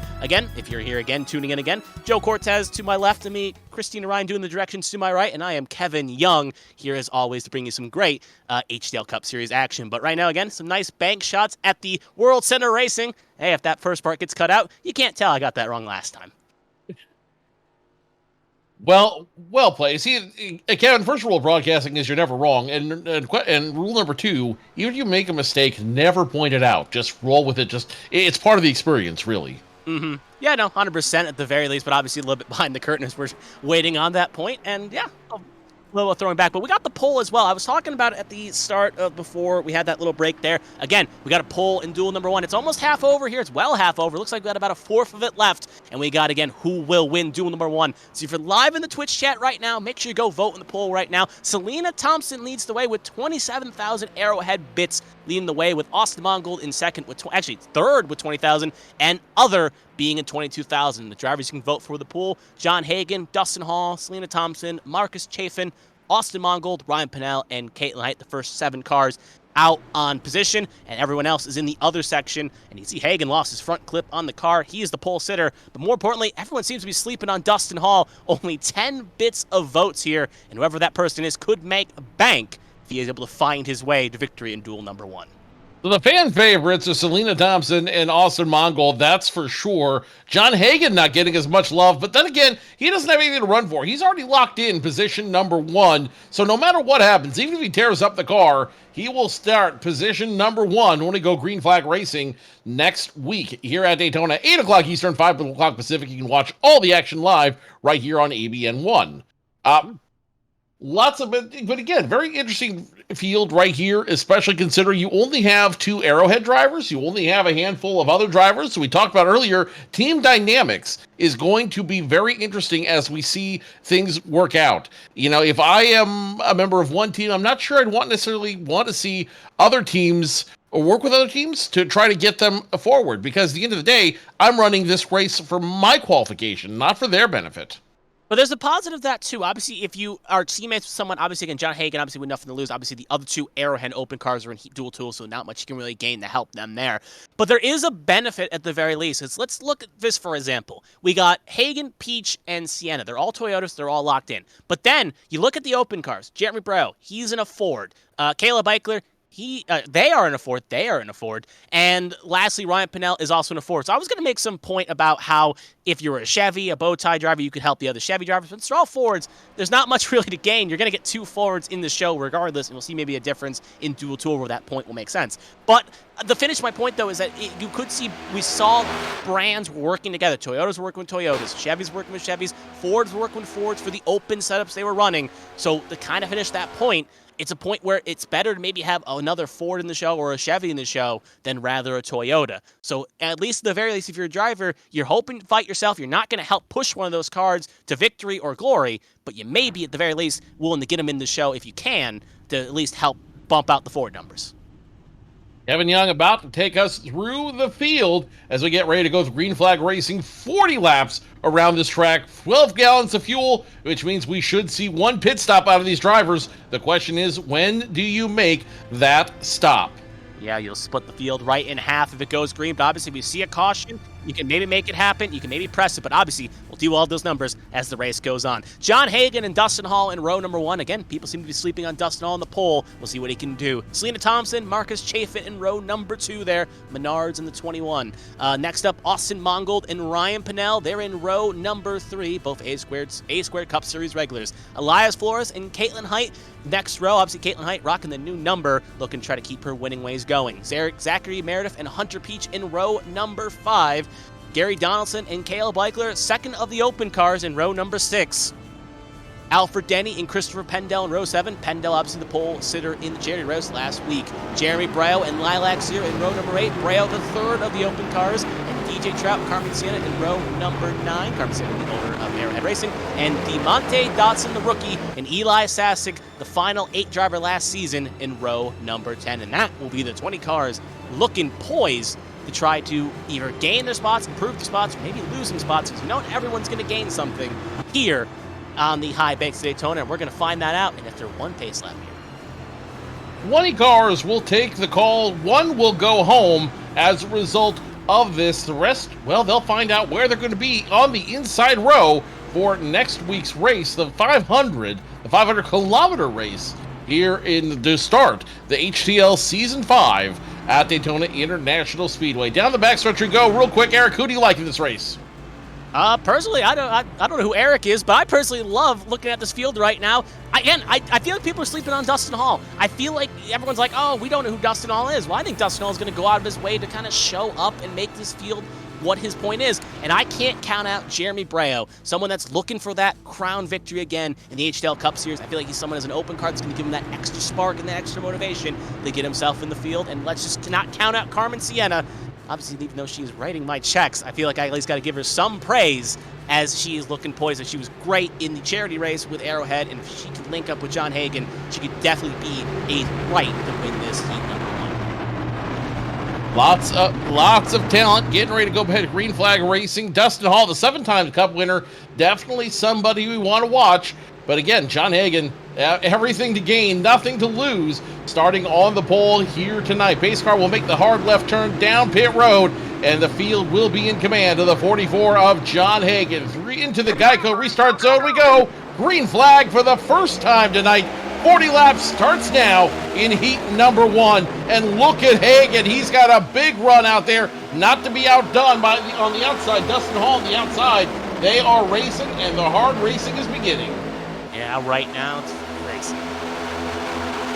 Very, very racy as the high line starts to be the place to go. As a 12 of Dustin Hall now hooking up with a 21 of Marcus Chafin and company. High side, the fast train to be on. Now Marcus Chafin getting a great run, 3-4 car lengths over the pole sitter, and the 44 he may be sandbagging a little bit. He may just want to run mid-pack or even run towards the end because there's no reason for him to run competitive right now. I think at the same point, though, obviously you have a teammate in the back there at the very least. Maybe Hagan, obviously, it's not his forte. He's someone that's aggressive. He loves the race. He loves the thrill of the hunt. But maybe he's going back to link up with Carmen Sienna. And lap number 1 in the book, nice shot by the line. It's going to be Dustin Hall leading that lap, first of 40 in duel number 1. First competitive lap here on Speed Weeks. And we'll go to that number 12 machine. But right now, we'll see a nice little rear camera shot. Dustin Hall, just to kind of show you, is Marcus Chafin and Ryan Pinnell, the first 3 in that line right there. No real contingency on the outside line. Good of that big shove Chafin. You can see the speeds right now. Look at those speeds as we see a nice little circle there. And it just shows they're going a lot faster in the draft using these car speeds. Even go faster than the real life cars right now thanks to the open setups. But you can see the speed difference here. And the question is, if you hit your setup right, it could guarantee a good spot here when the setups go back to fix next week. And some of these open setups designed for qualifying, not necessarily for the big race here. As you saw the 3 get sucked back to the 44. They made contact and almost caused the big one early in this race. So far, the low line is the place to be, scoring lap number 3 right now. Hall, Chafin, Parnell, Selena Thompson, your top 4 as it stands. But now the high side's starting to get another run again. They're starting to get a little more cars up on that train up top. And now it's going to be the number 3 of Caitlin Height, who's going to start making a challenge for the front. I said you can't count down John Hagan. He's someone that loves the aggression, loves the fight. Well, why not link up with a 3 at Caitlin Height and try to link towards the front here as they're getting a good push right now. That FedEx black and yellow machine, you don't see the FedEx in orange usually. And that you can see they push across the line here. Joe Gibbs energized with those sponsors as they're on the high side right there. You can see the 21 at Chafin. Going to try to push up there. Almost got a little squirrely, getting almost a bump there. Late pull out, but luckily no harm, no foul. And we'll try to lead the charge ahead of the 12 of Dustin Hall here. And you can see now all the lines are linked up. And you can just see they're getting the good push here. And Chafin looking to get clear here. Question is, will he stay on the high side, stay with the 3 and the 44, or jump down in front of Dustin Hall and Ryan Pinnell again? But it looks like Caitlin not going to give a chance here for that opportunity to happen. Just going to have to stay linked here and stay pushing. Marcus Chafin of Unforgiven Motorsports will lead. Again, he's one of your drivers that's already locked in as he goes way low. Looks like he got a bad shove going into the tri-oval, and now the 21 just going to get sucker holed. It's crazy how one lap you can be king, and the next lap you can be a pauper. Top of the world, it's like Atticus, where you flew to, or Icarus, I should say, flew too close to the sun. Yep. Flew too close to the sun at the very least, and they can end up top of the world, and then with melted wings, looking out at the care center, wondering what went wrong. But you can see right now, John Hagan trying to pick back up into a good form with Height in second there. We'll see the winning second driver at HTL. She knows how to get wins. She knows how to be strong in the high banks, and she's going to go low right now to move around John Hagan. Problem is she doesn't have much assistance here, and Hagan's not dragging the brakes, so it looks like Height is going to have to try to take the low line help from Dustin Hall and Ryan Pinnell to try to push her clear, but that's going to cost her some time, and more importantly, could allow someone like Hunter Peach or Zachary Meredith an opportunity to jump low and make that move all for naught. But the question is, you saw how aggressive she was pushing the 21 at Chafin. She'll get you to the front, but there's the risk that a bump could go bad, and you could end up going the wrong way around if you're not careful. Carmen Sienna working with the number 9 of Eli Sazak to try to get the third line going. They are going to get side drafted and sucker holed all the way back. Good attempt at the run, but nobody going with him in that middle line. Means you're going to have to figure out where to go back to as we go. Let's go ahead and run on board now with the 22 with one of their fast-paced cars out there. That is going to belong to Gary Donaldson. You see just how hard this field is running right now. You see just how close they are. All it is very little room for error. All it takes is one missed bump. All it takes is one little air taken off your back, little side drafting, and you could be in the wall very quickly. Of course, everybody trying to avoid that, but at Daytona, all bets are off. Look at that right now, inside line, got the charge. Caitlin Height, gonna have to make sure I slap myself on the wrist if I get it wrong. Caitlin Height up to the point again with Dustin Hall pushing her well clear of the point. Now the outside line's lost the charge. You can see a few cars shuffling there, even a little bit further back. One of those cars goes high to low line. I think that was Monte Dotson that made that quick line change there to go to high to low. Look at that move to the high side. Hall thinking about maybe getting a run there, try to make something clear. But right now, it's still going to be Hall going to go high, going to leave Height at the dance floor here, and Hall is going to lead that lap, I think, by a fender, with now Ryan Pinnell. The 12 and the 15 have been linked up here, nose to tail, and they're not looking to get split up anytime soon here. They're riding and dying, and we'll see if that works out for both of them. Of the cars that have to qualify in, Jeremy Brault right now is in position number 11. The 55 machine of Caleb Eichler, he was in the top 10 as well. Now he's going to drop back to position number 12. So right now, if the race were to end right in the second, I believe both those cars would make it into the show. Great for them, but I think they're also being smart right now and not going too crazy. Just trying, again, going by the adage, in order to finish first you must finish. And right there's the second open car there of Jeremy Brault, right there in second position, obviously right behind John Hagan, and obviously in the same line as Ryan Pinnell, both cars in the safe zone right now. But obviously the top front of the field can be a bit of a war zone if you're not careful, especially with drivers that are locked in. They don't need to worry about it. And right on board here with the 3 of Kaylin Height here. Nice little shot, seeing the helmet here. 5 laps led right now. And now she's losing momentum on that high side right now. And now we're actually, I think, on Dustin Hall instead. You can see the 3 right there on the left side there. So we thought we were on with the 3. It looked like it matched the paint scheme, but it's Dustin Hall here. And that outside line's losing some momentum here quite quickly. And now you can see Zachary Meredith push to the front here. And he is going to take the lead charge here and make the lap lead here more likely. And yep, he will lead this lap. And now it's snooze or lose situation. The outside line has lost a lot of toe, and it's in turn hurt all the open cars on the outside line. Hunter Beach was up towards the front, uses the third lane to go all the way back to the field. I think he saw something he didn't like up there, and he's going to try to cruise back there and see what he can do from the back. Meanwhile, back up front, new leader is the 17 of Zachary Meredith, but don't look now. The 3 is all over the 17's back bumper, side by side, trying to make the 17 a little bit faster out there. But right above is a 21 machine that belongs to Marcus Chafin. Chafin now running side by side, getting the push from the 12 of Justin Hall, and now Chafin will be your leader. Again, he flew back, flew too close to the sun, the wings melted, now he's back up to the front here, and he will lead that lap.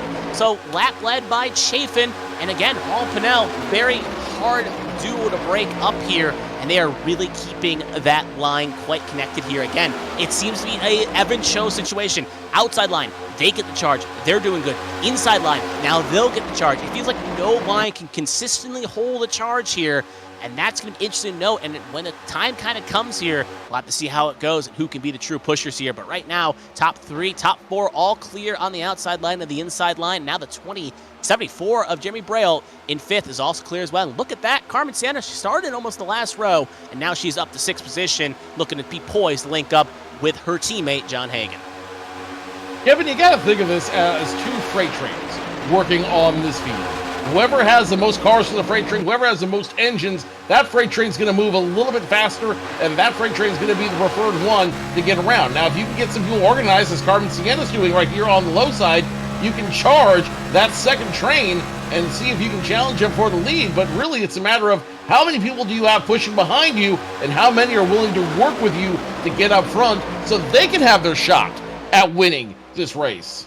Yeah, it's just like, I guess the quote, lose yourself. It's just one shot, one opportunity, one chance to do something, and you got to take that opportunity when you can. Still riding the board here now with the rear shot of the 96 of Sienna, and you can just see the pushes she's getting. The 17 of Zachary Merriff is pushing that 96 well clear here, and we're getting a bit trained here. And I think, obviously, we assume pit stops. It's a 24 lap pit stop with a 22-23. You can make it on one tank here, and we're going to slowly see as these laps tick on here. Cars are going to slowly mingle to the low side here to ensure they can get linked up. And look at that top 6 breakaway. They got a little bit of a push from DJ Trout right now at the moment, but if you get too far ahead, it can allow Pendel and that inside line and the outside line to get suckered back up here. So they're pushing clear at the moment, but they're not far enough away that maybe they'll push themselves too far away. It could lead them in trouble. But right now, that highlight now finding some momentum at the very least. But right now, it's still Sienna leading the way, and I think they're poised to stay locked up. And look at Pendel. He's going to try to push to the high side here. He wants a lead. He wants something. And look at the 3 as well. Going to try to make that high line get regenerized.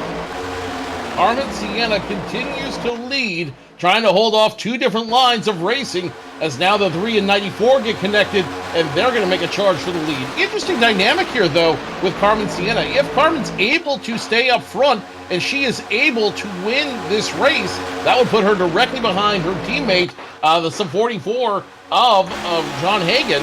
And if that were the case, that would make a very interesting 1-3 dynamic for not only Arrowhead Motorsports, but to start the race at the 500. Yeah, we saw them work quite well at the charity race. We saw Arrowhead beat the strong car on the high banks at the charity race. Now, obviously, half the field we'll have at Daytona was at that charity race, so buy or whatever. And right now, you can see former team driver with Arrowhead, Caitlin Height there pushing former team boss well clear here, so they know how to work together as well. But now you can see Pendel in that wide shot right there, and that Pepsi cherry machine. He's looking poised to make it side by side for the lead here with the help of Marcus Chafin and Dustin Hall on the high side there. And it's still 2 by 2 by 2 breast here. And the question is, who will give the shove, the push? And more importantly, obviously it is Motorsport 101, but if you didn't know, you can't stay locked forever. You're going to overheat the engine. Is Pendel going to jump low? Is that too much of a speed change? It's going to cause a checkup, but more importantly, they all keep it clean, or at least keep it green, and will keep it rectally. But that move is not going to work later on this race, where if you make a speed change like that, you may end up getting dumped.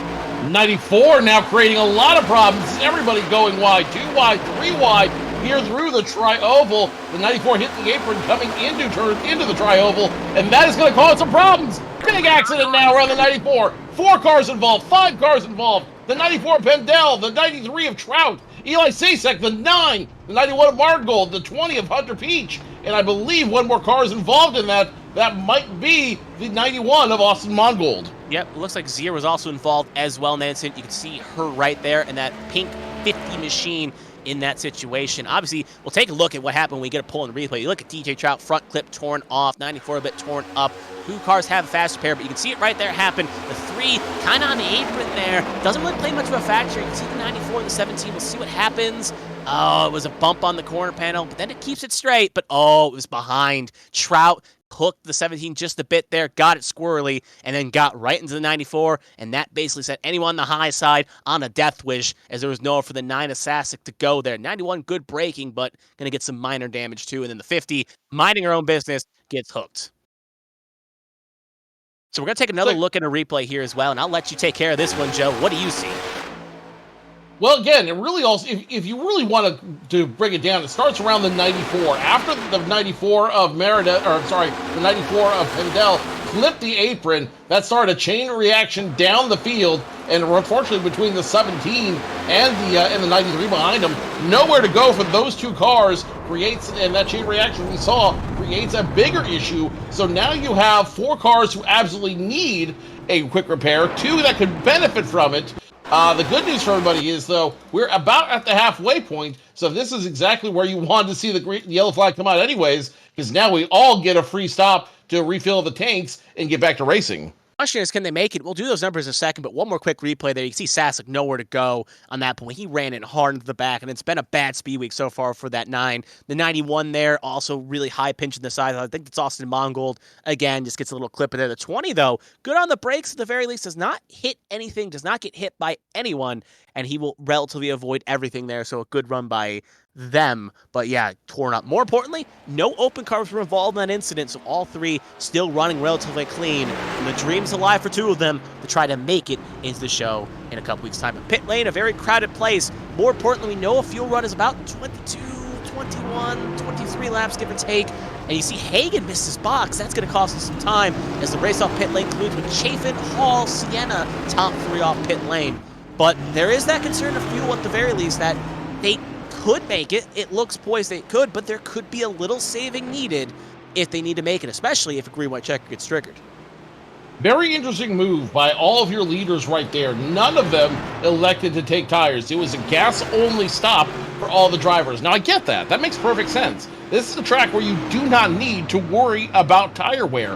That being said, though, in order to get 12 gallons in, it takes about the same amount of time to change 2 tires. So I'm very curious to see if anyone towards the back of this line decided to take at least outside tires in order to see if they can get a little bit faster run or can run the truck a little harder going on the outside in order to charge for the win. They should be good on fuel. The question is, who has the guile to win?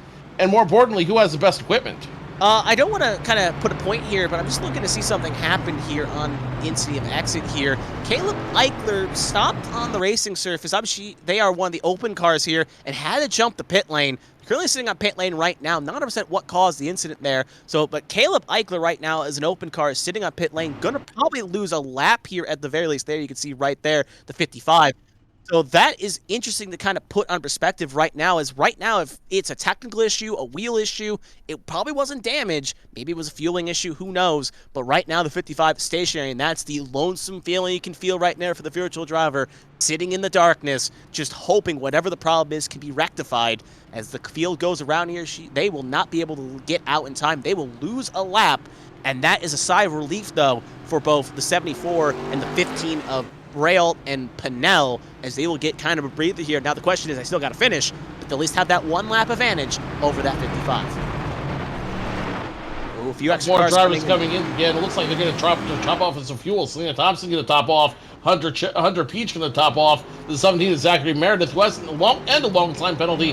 They're going to top off as well. The 29 of Alfred Denny, and this 93 of DJ Trout, all coming back to their crews one more time just to make sure they have enough fuel to get through this race in case it goes a little haywire towards the end. Marcus Chafin will be in charge of the field when they go back to Green Flag Racing. Dustin Hall, Carmen Sienna, your top 3.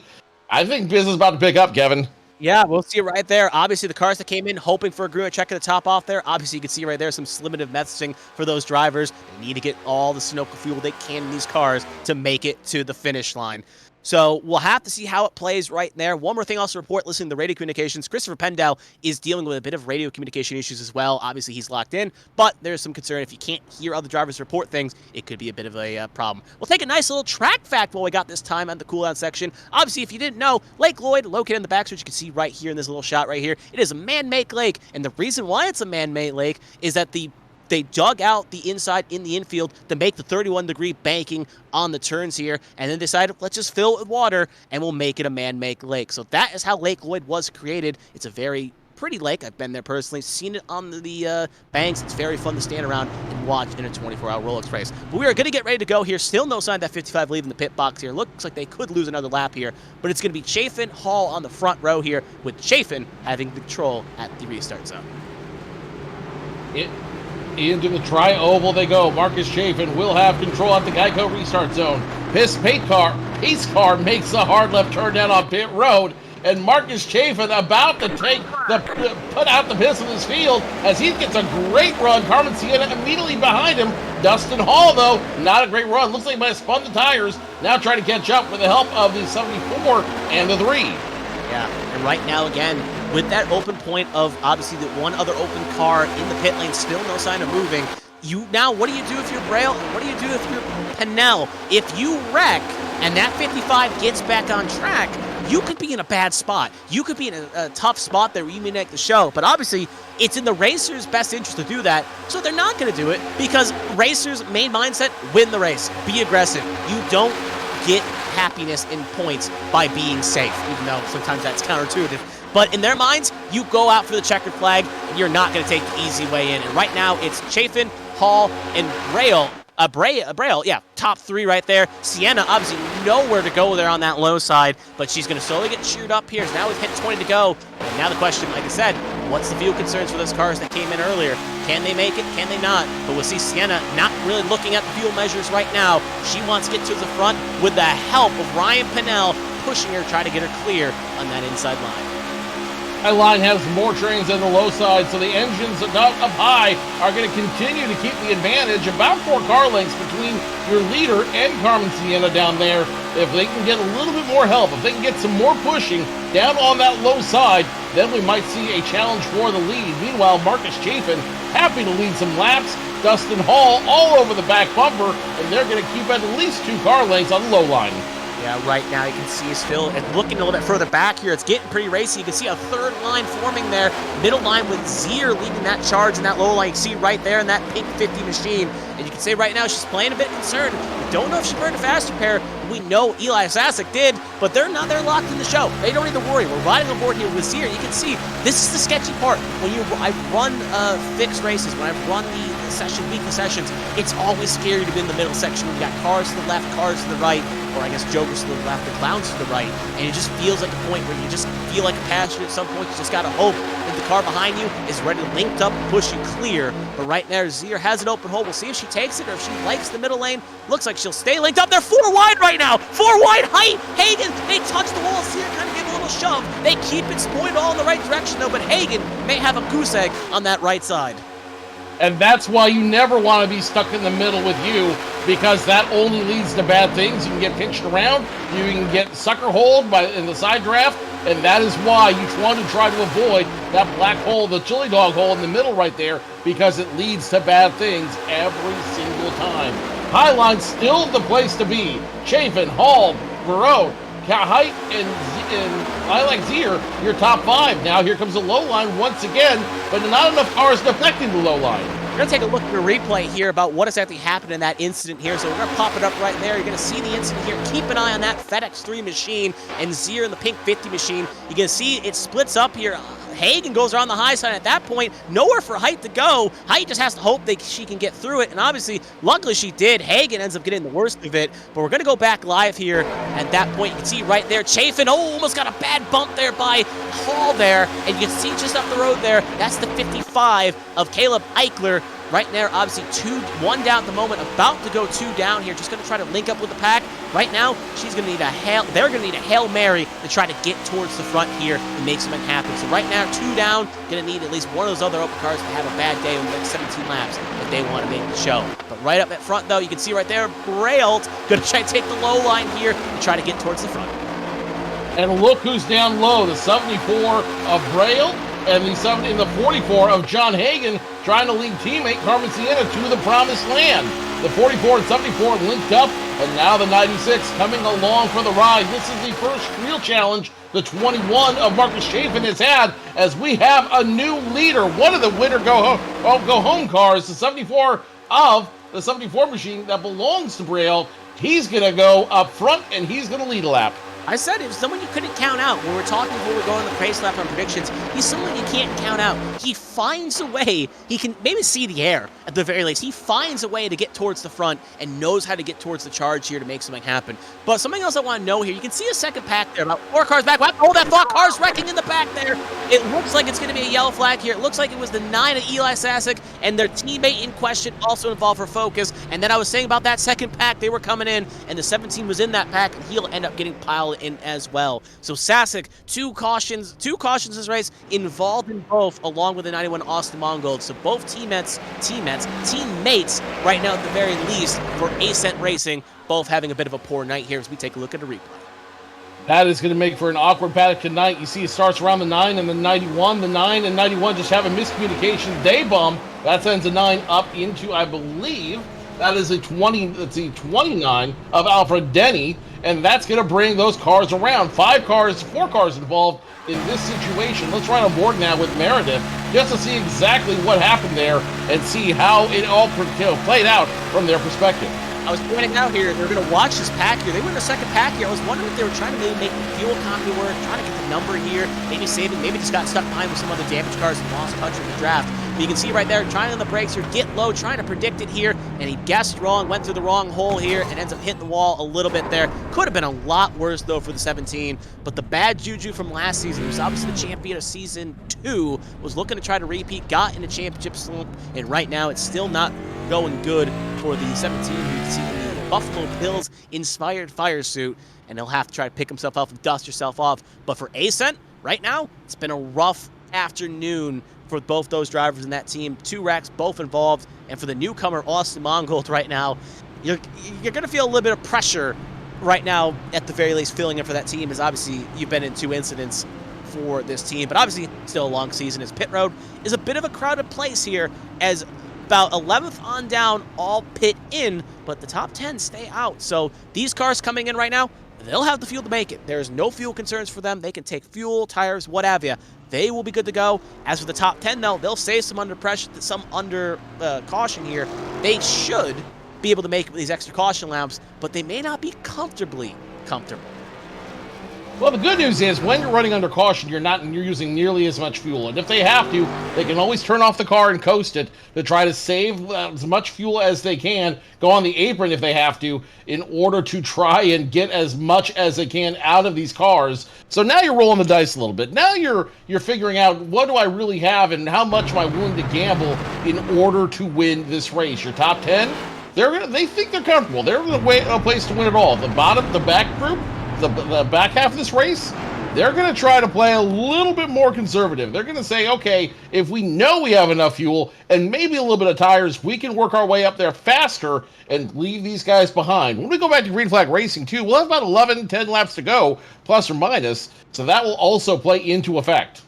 Yeah, we'll have to see how that plays on factor. Should worth noting, Caleb Eichler, they got the lucky dog. They are now down to 1 lap back here, but they are only the first car, only 1 down here. I think along Christopher Pendle's also 1 down too. So we have 18 cars on the lead lap at the moment. Eichler and Pendel both 1 down. And if you're Eichler, you're going to need 1 more caution if you want to get back in the lead lap and have a chance to race your way in for an open spot. And we'll take I a don't look think at the weather as well. about- 66 degrees. Take the weather report. I guess, yeah, please. finish the weather report here. Sorry about that. You were at a point there. I'll let you finish it. 60 degrees Fahrenheit, 1 humidity, and the wind very calmer than what it was in qualifying. Thank you to the National Weather Service for providing us the weather update. As the lights are about to go off in the pace car, what I was about to say is, I don't think we've seen the end of caution flags. And I don't mean that in a derogatory way. I don't mean that in a way of, I think all these drivers are terrible. I think it's more of in the matter of, we just have not seen the end of the hard racing. These guys are going to continue to work hard. These guys continue to play hard. And I think that we will see some more tough racing between them, which will play to the benefit of Eichler and others as Eichler tries to not be the one car who has to go home at the end of this race. I was just about to interrupt there. Sorry to cut you off. Braille is blinking right now in the lead car. He was gone for about a fat minute there, and I was about to interrupt saying he may have dropped because he was gone for about at least for a half a corner, half a straightaway. He's back now, but that is the sketchiest thing you can have right there as you're watching and just waiting 10 seconds, 12 seconds, just hoping he can spawn back in. He has. Looks like the blinking subsided, but that was the sketchiest moment you can be if you're an open car right there. Looking poised to maybe make the show, and you end up having a big old blink that almost took you out of contention. So the pace car... Sorry, go ahead, Joe. No. I was going to say, yeah, we're doing a nice little... oh, well, there goes Joe. I guess we're doing a nice little blow-by here, seeing the percentage of the pack here at the very least, and we're seeing a nice little show here as the cars go through the side zone here.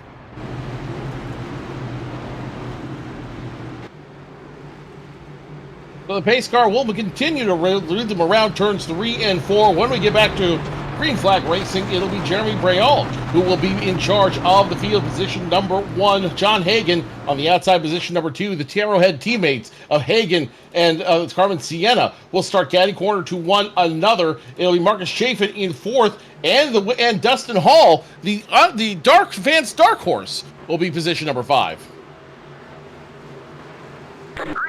So green flag is out here. Braille getting the charge here. He will be clear to go here. Well clear in Hagan. Remember, they are teammates in A squared, so they know how to link up here. They were 1-2 in the A squared Daytona 250, and they're going to use that experience right now here to try to stay towards the front. And team boss Carmen Sienna on the 3rd line, the inside line. So it's 2-3 for Arrowhead, with basically Beatron 1-2 in another series, leading that inside charge. And Chafin looking to maybe try to make a move to that high side there. And look at that, try to cover the line. Big old move to the high side. That block on the high side is going to prevent Arrowhead Racing from moving position 1-2. And now we got 3 lines going into turns 3 and 4. Once again, the 50 machine that belongs to Lilac Zier trying to make it work in the middle line. Nowhere to go, and they'll go back in line.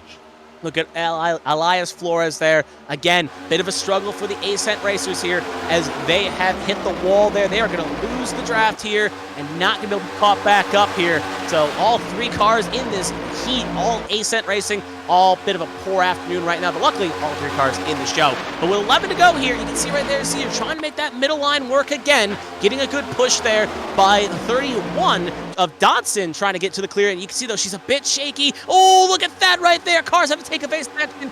Great save by Pelletier Sharp there. And you can see right there, that could have ended in tears and pain. But right there, they all cleaned up. But Zier right now trying to make that middle lane work has almost caused 2 separate accidents. Nobody helping the 50 out after trying to go in the middle line for the 2nd time. Zier will drop like a stone in Lake Lloyd all the way to the back of the field. No help out there. Meanwhile, back up front, no changes. Braille continuing to lead. Hagan, Sienna, now Marcus Chafin has got trouble now. The 91 and 12 almost get into it.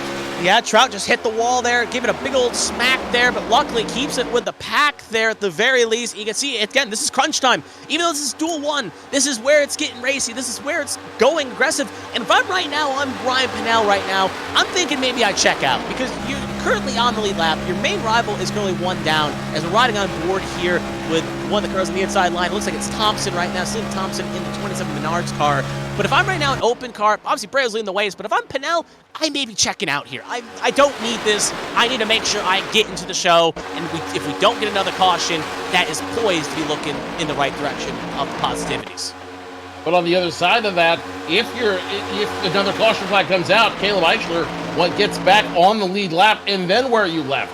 And then where are you? Then you've got to race back in. So no, if I'm that team, I'm the crew chief. I'm telling them no. Keep being aggressive. Keep running in that field because nothing is guaranteed until the checkered flag flies. And different philosophies at the very least here. That's, again, more conservative. Others are more aggressive. And we'll see how it plays out with 9 to go here. Still, Breo leading the way on that high side with Hagan and Sienna. But the inside line is still led by Marcus Chafin with Paul and Pennell. Baseman Link knows the tail. Ever since the drop of the green flag, they're looking poised to stay that way.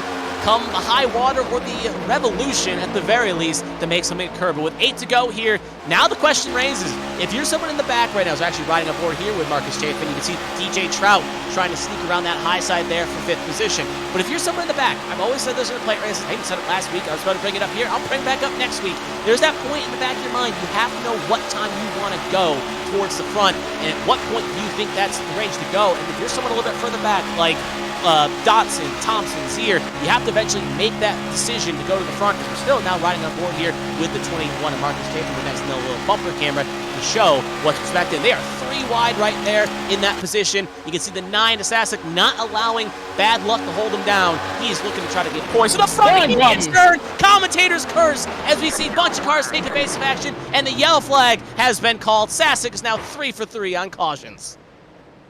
And Eli Sasek, the Ascend Racers, once again getting in the middle of that problem. You saw trouble brewing when they went 3 wide, and that trouble definitely happened with about 6 to go. Let's take a look real quick from the blimp cam, see what happened here. You see the 3 and the 9. Not sure what happened. Maybe a checkup there, but nonetheless, the 3 gets into the rear quarter panel of the 9. The rear bumper effectively pit maneuvers him, and then that creates bedlam for that last group of cars. Nowhere to go for that back 12, and they are going to get scattered, smothered, and covered, and that will change the complexion of the race for those drivers. We're going to take a look here at Pendel. He had a good view of the incident here. I also want to point out Caleb Eichler was able to sneak through that. We'll see if they get the lucky dog that they did. That's the thing that gets you through this moment. So we'll see if Pendel can give us a good perspective of what happened here riding in the cockpit of said 94 machine. And you can see right there, keep an eye on the high side, just a little bit further up the road here. See maybe the according effect, bad bump, something. So watch on board here. Oh yeah, not the best angle, but it looked like maybe just a bit of a stack up here. A good avoidance, though, by Pendel to get through it. If we can see one more angle, I'd like to see it from Caitlin Height's perspective there. She should probably have a good view there to see what occurred. Yeah, walk us through that real quick. I think you've got a better handle on this 90, so walk us through it. Here. Oh, yep, right there, behind the corner panel. She was getting a good run there. The 9 car didn't really cut his stink up there, and then just a bad bump on the corner panel. Got the 9 a little bit squirrely and sent it the other direction. So we're going to take one more look as well from the car. That was the one that went around. The 9 Assassin will ride on board with his rear perspective here. You can see again, gets a run, tries to hang low to get the side track. The 3 went high, and that's all it takes sometimes to hook a car the wrong way around. Just a tough break for the 9. Cannot catch a break here tonight. The good news is the 9 and all the Ascent Racing cars are locked in. They don't have any cars that need to qualify in. So the 9, the 97, the 99, they're all going to make the race. The bad news is they're probably not going to be where they really, really want to be. Yeah, Sasek had a poor qualifying, and sometimes that's why you got to qualify good to try to avoid this. And obviously Sasek kicking himself. Pit road, a bit of a crowded place. Obviously Caitlin Height was involved in the incident. A few other cars involved in the incident on pit lane as well. A few other ones maybe just wanting to be further in the back. DJ Trout with a long caution clock here. He is just looking to fix up that machine and try to get it as running as he can, as we saw him hit the wall a ton there about 10-15 laps back. So we're going to take a look at the running order of the non-charter teams right now with Caleb Eichler getting their lap back. They're on the lead lap. So all 3 open cars are on the lead lap with 5 to go right now. When we take the green, we'll probably be at 3 to go. Speaking of 3 right there of Caitlin Height, little segue there. But there's the 55 screwing on back. Also going to come down pit lane to make sure that car is filled up to the brim. If they need fresh tires to get to the front, they're going to take it right now. They're going to try to give themselves the advantage because right now they'll have the tire advantage over Breo and Pinnell, who both came in on 17 respectively and made something happen here. So there's the 55 coming on the pit lane right there. Going to stop on in the box and make something happen. One more quick thing to note, DJ Trout has pulled behind the wall officially. He'll be the first retirement out of this 20-car dual race. We will start on the tail end of the inside line. Right now, Braille will make it to the big show. As it stands, Caleb Eichler has everything to lose because he is the first man on the outside looking in. He needs to get in front of, I believe that's the 30. That's what's it? The 29 of Alfred Denny? No, nope, it's 15 of Ryan Pinnell. 15 of Ryan Pinnell. He's got to get in front of Pinnell if he wants to get in the race. He's in a position he can do it now. The question is, can he do it with about 3 to go back to green flag racing? Obviously, that car went 2 down, not because of damage or anything. We saw it just pull off the racing surface and then pit in. So whatever the problem was, hopefully they got it fixed. But the car is not wounded. Same thing with the 15, same thing with the 74. Now, obviously, the 74 has help with Hagen. Their teammates in another series. You know Hagen's going to work with 74 and make sure they get the show. Ryan Pinnell as well. Also, the 55 coming in one more time here, make sure that thing's totally topped off here. But with Ryan Pinnell, another situation. He's found friends with Dustin Hall here. They have been linked nose to tail, and I don't think Dustin Hall is going to allow his maybe friend in real life, maybe friend in the virtual world, maybe just found friend here in strange situations to make strange bedfellows. But more importantly, they've been linked nose to tail, and they're going to try to make sure they get the show. But Eichler going to have to come from 18th all the way to at least right now 7th if they want to get the show in 3 laps time when we go back green. And just to let one more person know in the chat right now, asking if Penn to get back in the lead lap, he would need another caution as he's 1 down and not be in the caution if he wants to have a chance to get back in the lead lap and make his advancement.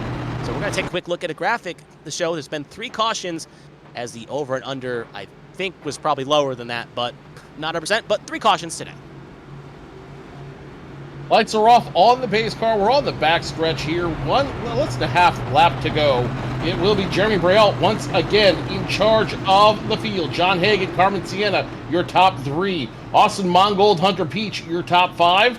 And this has implications, major implications for that inside row. That's why you're going to see Carmen Sienna try to charge to the front, because if she does, then she is behind her teammate John Hagan, and they could make a big run at the beginning of the 500 next week. So right now, position is critical, especially if you're the Arrowhead team.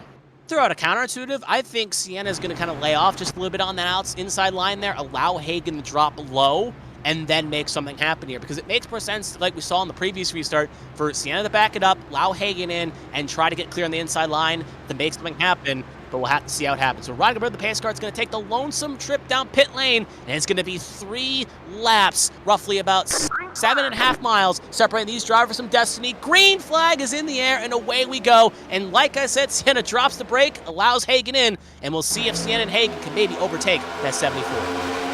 They're going to work in tandem, try to get around that 74 and try to take positions 1 and 3 for themselves. Coming along for the ride is a 20 of Hunter Peach. They're going to go down low. Now the 91 as well coming along for the ride. Austin Mongold, 20 goes high, and the drivers stay low. The 96 actually trying to pinch the 20 up. Now it's a bad move for Carmen Sienna as she gets sucker holed. Got to quote your line there. They are in the hot dog hole right now. They're in the hot dog black hole. Maybe you'll have to teach me that phrase when it's said, but it's going to fall back to the 9 of Eli Sasek. Will find a lane on the low side, but that's Arrowhead car in the back here. Looks like the dream of maybe a inside starting spot could be dead at the moment, but as we're coming 2 to go here, you can see the inside line getting charged with the 91 of Austin Mongold. How it's a day he's been. He was involved in the opening 2 cautions, now leading the way on the low side here. We'll see what he can do as he's getting some help from Marcus Chafin, and you can see right behind the 29 of Alfred Denny. Mongold getting a great push in the 21, and the 21 of Chafin is going to give the lead to that 91 machine. So Austin Mongold could go from 0 to hero very, very quickly on that low side. Don't look now, though. The 74 and 44, they're up high, and they've got a whole contingency of cars who want to play with 1 to go.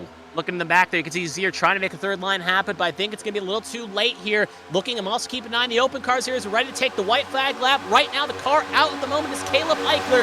They are going to have to find a lot of spots here with 2.5 miles to go, but right now it's still the Breo show up front. Brea and Mongol, they're both friendly in the HTL Cup Series as well, so we'll see if maybe an allegiance here could help them out, but obviously both drivers looking for a win here to start on the second row here coming into the main race. Next flag will end the race. Austin Mongol getting ahead. The 21 shoving him. Now the 29 and 31 also getting in on that low line train as well. They are doing everything they can to put Mongol in position number 3 to start the race next week.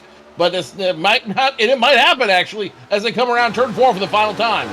Come up the last corner here, a little bit of a bump there, but Mongol and Chafin, they're going to try to drag it out to the finish line. Across the line, a spinner on the line, but it's going to be Chafin with the victory as the cars all wreck across the line here. Breo will get second, and looks like right now at the moment, it is going to be Caleb Eichler could not get through it cleanly enough as they will be the car in the go-home spot. But Marcus Chafin wins the race, Breo gets second, Hagen gets third, and also, Ryan Pinnell is the other car to advance out of the 3 open cars. And once again, we're in a position here where we need to see where exactly everyone was at when they crossed the start-finish line.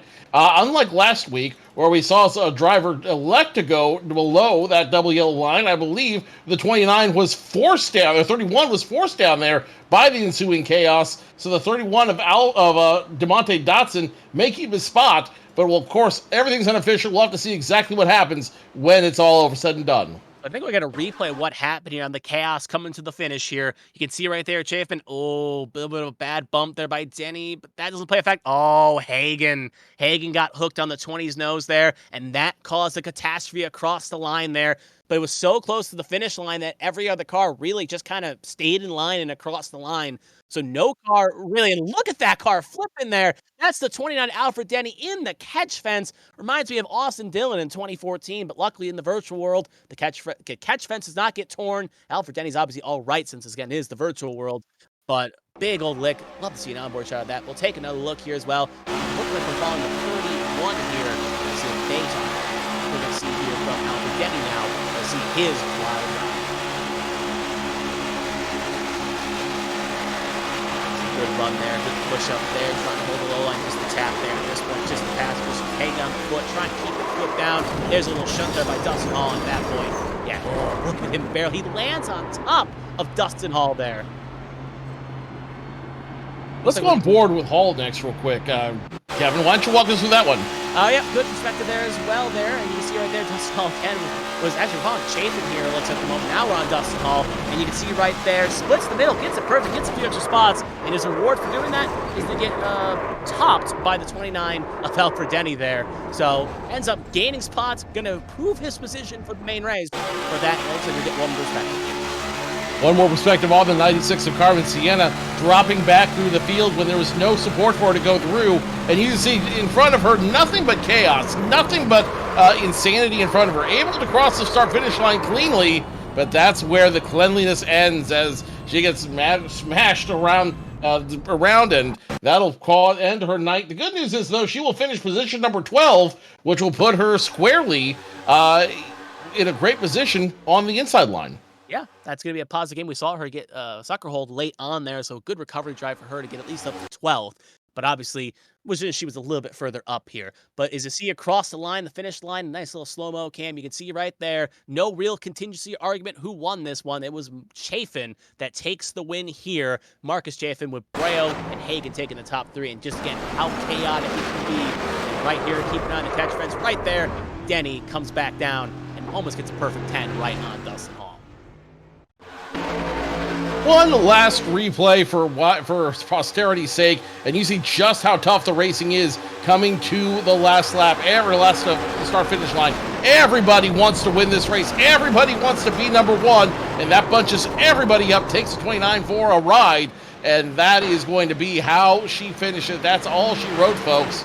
a crazy finish to what was a very eventful race, but it all benefits the 21 of Marcus Chafin, who will start officially P3 when we go to the big race. Yep, Marcus Chafin takes the victory with Brayo. Obviously, the first of the 3 open cars. They will lock themselves in. Hagan, Dotson, the rookie who was in the last row, will get 4th. As we looks like we'll have a quick transition to finish up there. And Austin Mongold rounds out the top 5. Then it's Denny, Peach, Thompson, Hall, Meredith, your top 10 there. As we move a little bit further down the grid here, you can see again how close it was with the wrecks, how times are intervals there. Caitlin Height, 11th, Carmen Sienna, 12th. Ryan Pinnell, the other open car, will make the show, being in 13th. Gary Donaldson, 14th. Lilac Zier, 15th. Elias Flores, 16th. Lost the draft with about 8 to go. That caution got them back up, and we'll get him 16th. Sasek, 17th, just could not get back towards the front. And Kayla Eichler got back from 2 down to the lead lap, but the journey will end there, and they will be on the outside looking in with Pendell 19th and Trout 20th. As we are ready to cut to a break here right now, so do not go anywhere. We are going to have duel number 2 coming up next, so don't tune away from ABN 1. We're going to see the nice, not done yet, duel tool coming up next.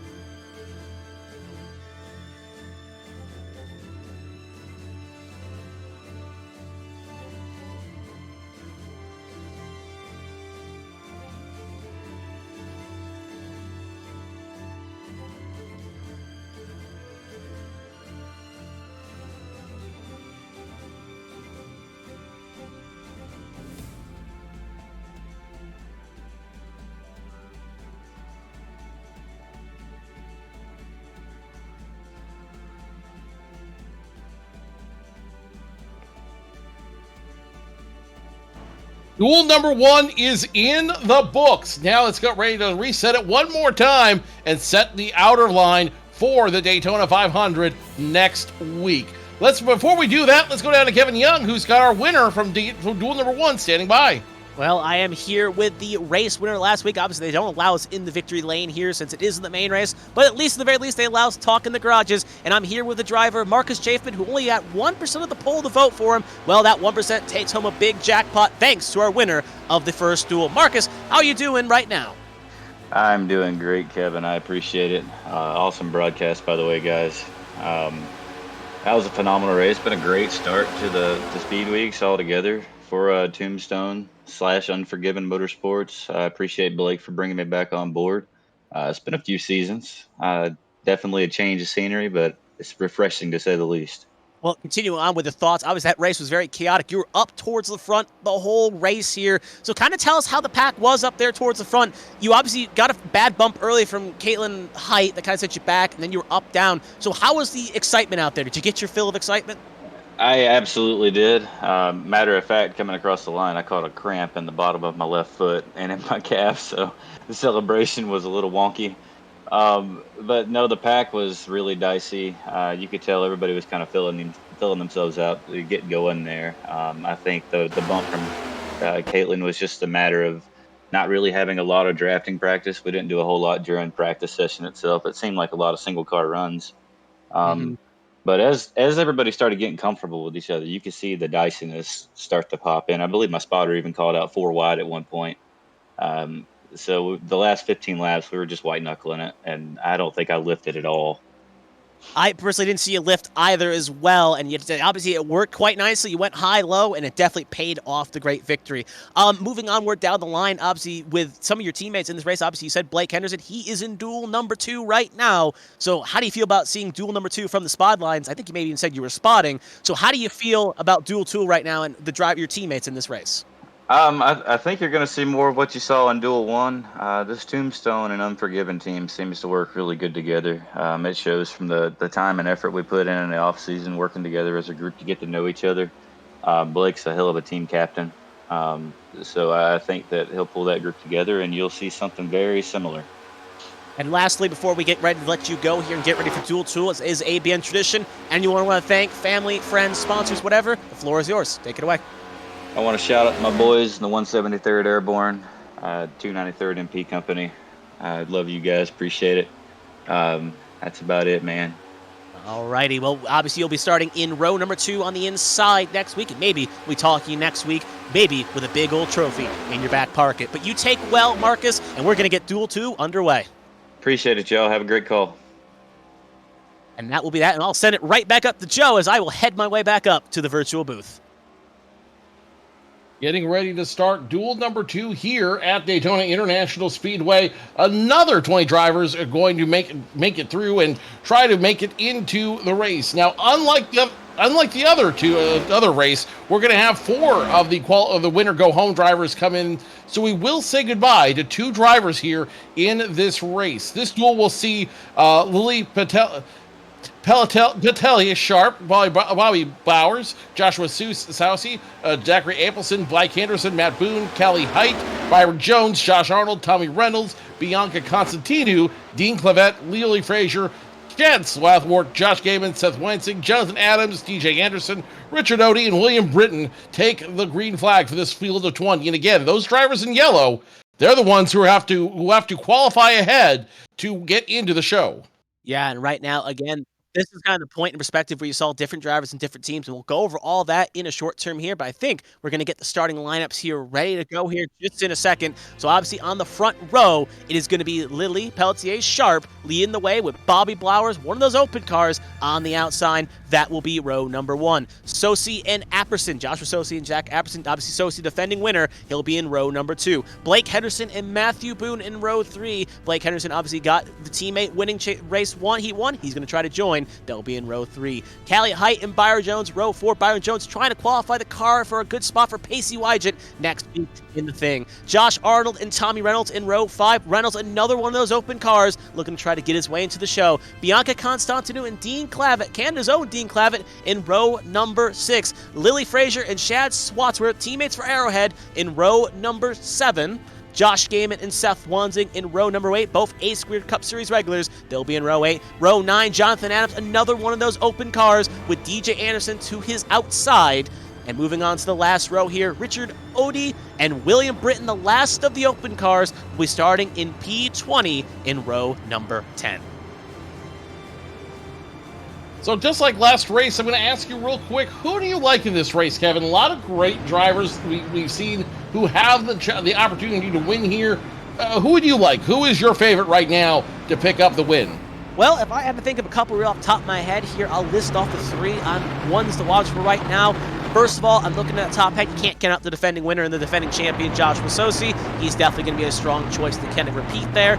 I'm also looking a little bit down the field. Chad Swatsworth will go with a driver that was so close to taking the championship away from him. I like his odds to take this race. And lastly, call me a bit crazy, I'm thinking Seth Wansing. He has that aggressiveness. He's got that ability to make third lines happen and put himself in lace break situations. It may not be as able to see the air as Jeremy Brault, but he's definitely someone that's quite strong. I don't think it's going to hold him back. So I think we're going to have a trivia fact happening here. And Joe, why don't you read it off for us? Trivia fact for you guys to ponder as we get ready to start the race. Which Daytona 500 had the biggest entry list? We'll find out here. I was going to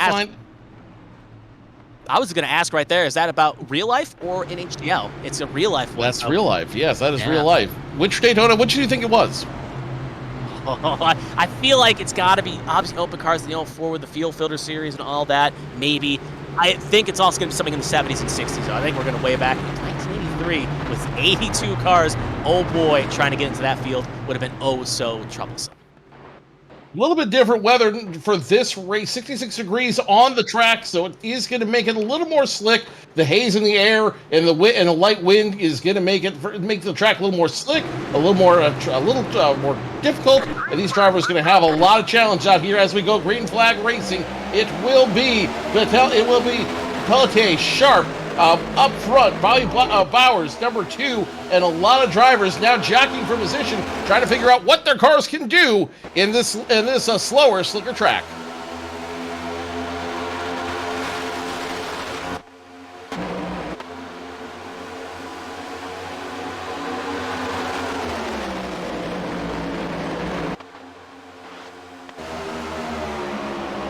Well, we're going to have to come back to that right now. Pacey Wygant's filling Byron Jones in the wreck along with Zachary Apperson. They will be in the wreck here. And it was a bit chaotic because we were kind of letting the ambience settle there. And you can just see, though, there was 3 wide coming out of 2. Usually a bit too aggressive to start. And you can see that double zero. Byron Jones filling in. Bit torn up right now. And you'll see he'll get it going here. So it's not bad enough to result in a tow. But at the very least, it is a bit torn up, and hopefully we'll get a replay to see exactly what happened. Well, here is the replay, and we'll take a look, and you just see, looks like he got a little hooked off the back to 4, but I think there's a little bit more to this picture. We'll wind just a bit, and you can see right there behind Matthew Boone, a little dark here, hard to see it, but you can see 3 wide here, trying to hold the line, trying to get the run from Tommy Reynolds. We'll get a circle on it right for you, and right there, yeah, just came up just a bit in the Apperson, I believe, and he ended up getting sent into the outside wall. On board with Apperson real quick so we can get a better feel of what exactly happened here. Looks like a double zero. Byron, who's running for Pacey Wygant, did not get the memo that he was not clear of that machine. He was not clear of the 4 of Apperson, and that's what's going to cause him to go up into the wall clip with 2 cars. Good news is it's light damage. It's stuff they can work out on pit road. The bad news is that's definitely not how you want to start lap number 1 of the race. No, luckily these drivers do have a fast repair if necessary, but again, if the damage is heavy enough, you not going to look good here. Luckily, both cars are locked in. They do not have to worry about qualifying in on speed. They're in the show, but obviously there's a risk and reward. If you burn the fast repair early, you have a fresh car, but the concern is that, well, you could be in another accident, it is curtains for your chance of starting up front. However, on the flip of the coin, if you keep it clean, then you have a bit of an issue where you then could lose speed, maybe lose the draft, and then lose a lap anyway. So it's a risk and reward situation, and right now at the very least, most of the field's staying out. However, a handful of cars electing to come in here, maybe get off sequence, lead it off by Dean Clavitt, who will come on in down pit lane. And obviously, you can't make it to the end here, not even close. You have to go to about lap 20 in order to make it to the finish. But right now, some drivers just getting off sequence, trying something different, then we make something happen.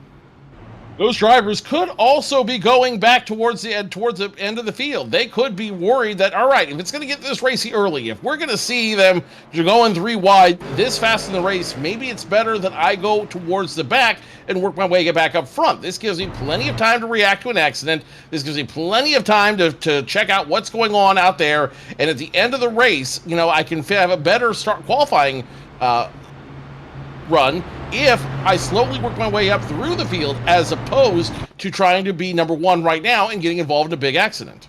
Yep, there's that risk in that situation as well, whether it be in the back or the front, how to ride, make something happen here. So it looks like we're going to have maybe a bit of a fun fact here on the over-under scale right there. Obviously, we were assuming what the caution was going to be. Obviously, right now, the over-under for cautions is 3. Right now, we're currently at 1. So obviously, risk-reward situation. I've always seen in the duels, with had duels, one duel can be a bit more chaotic, the other one's a bit more clean. So we're seeing right now, duel 1 was relatively clean-ish. Obviously, a caution at 20 and a few other ones. You can see the total was 3. So now the question of the day is, will they go under? Or maybe this was just a bit of a hiccup, and we'll see smooth sailing the rest of the way here.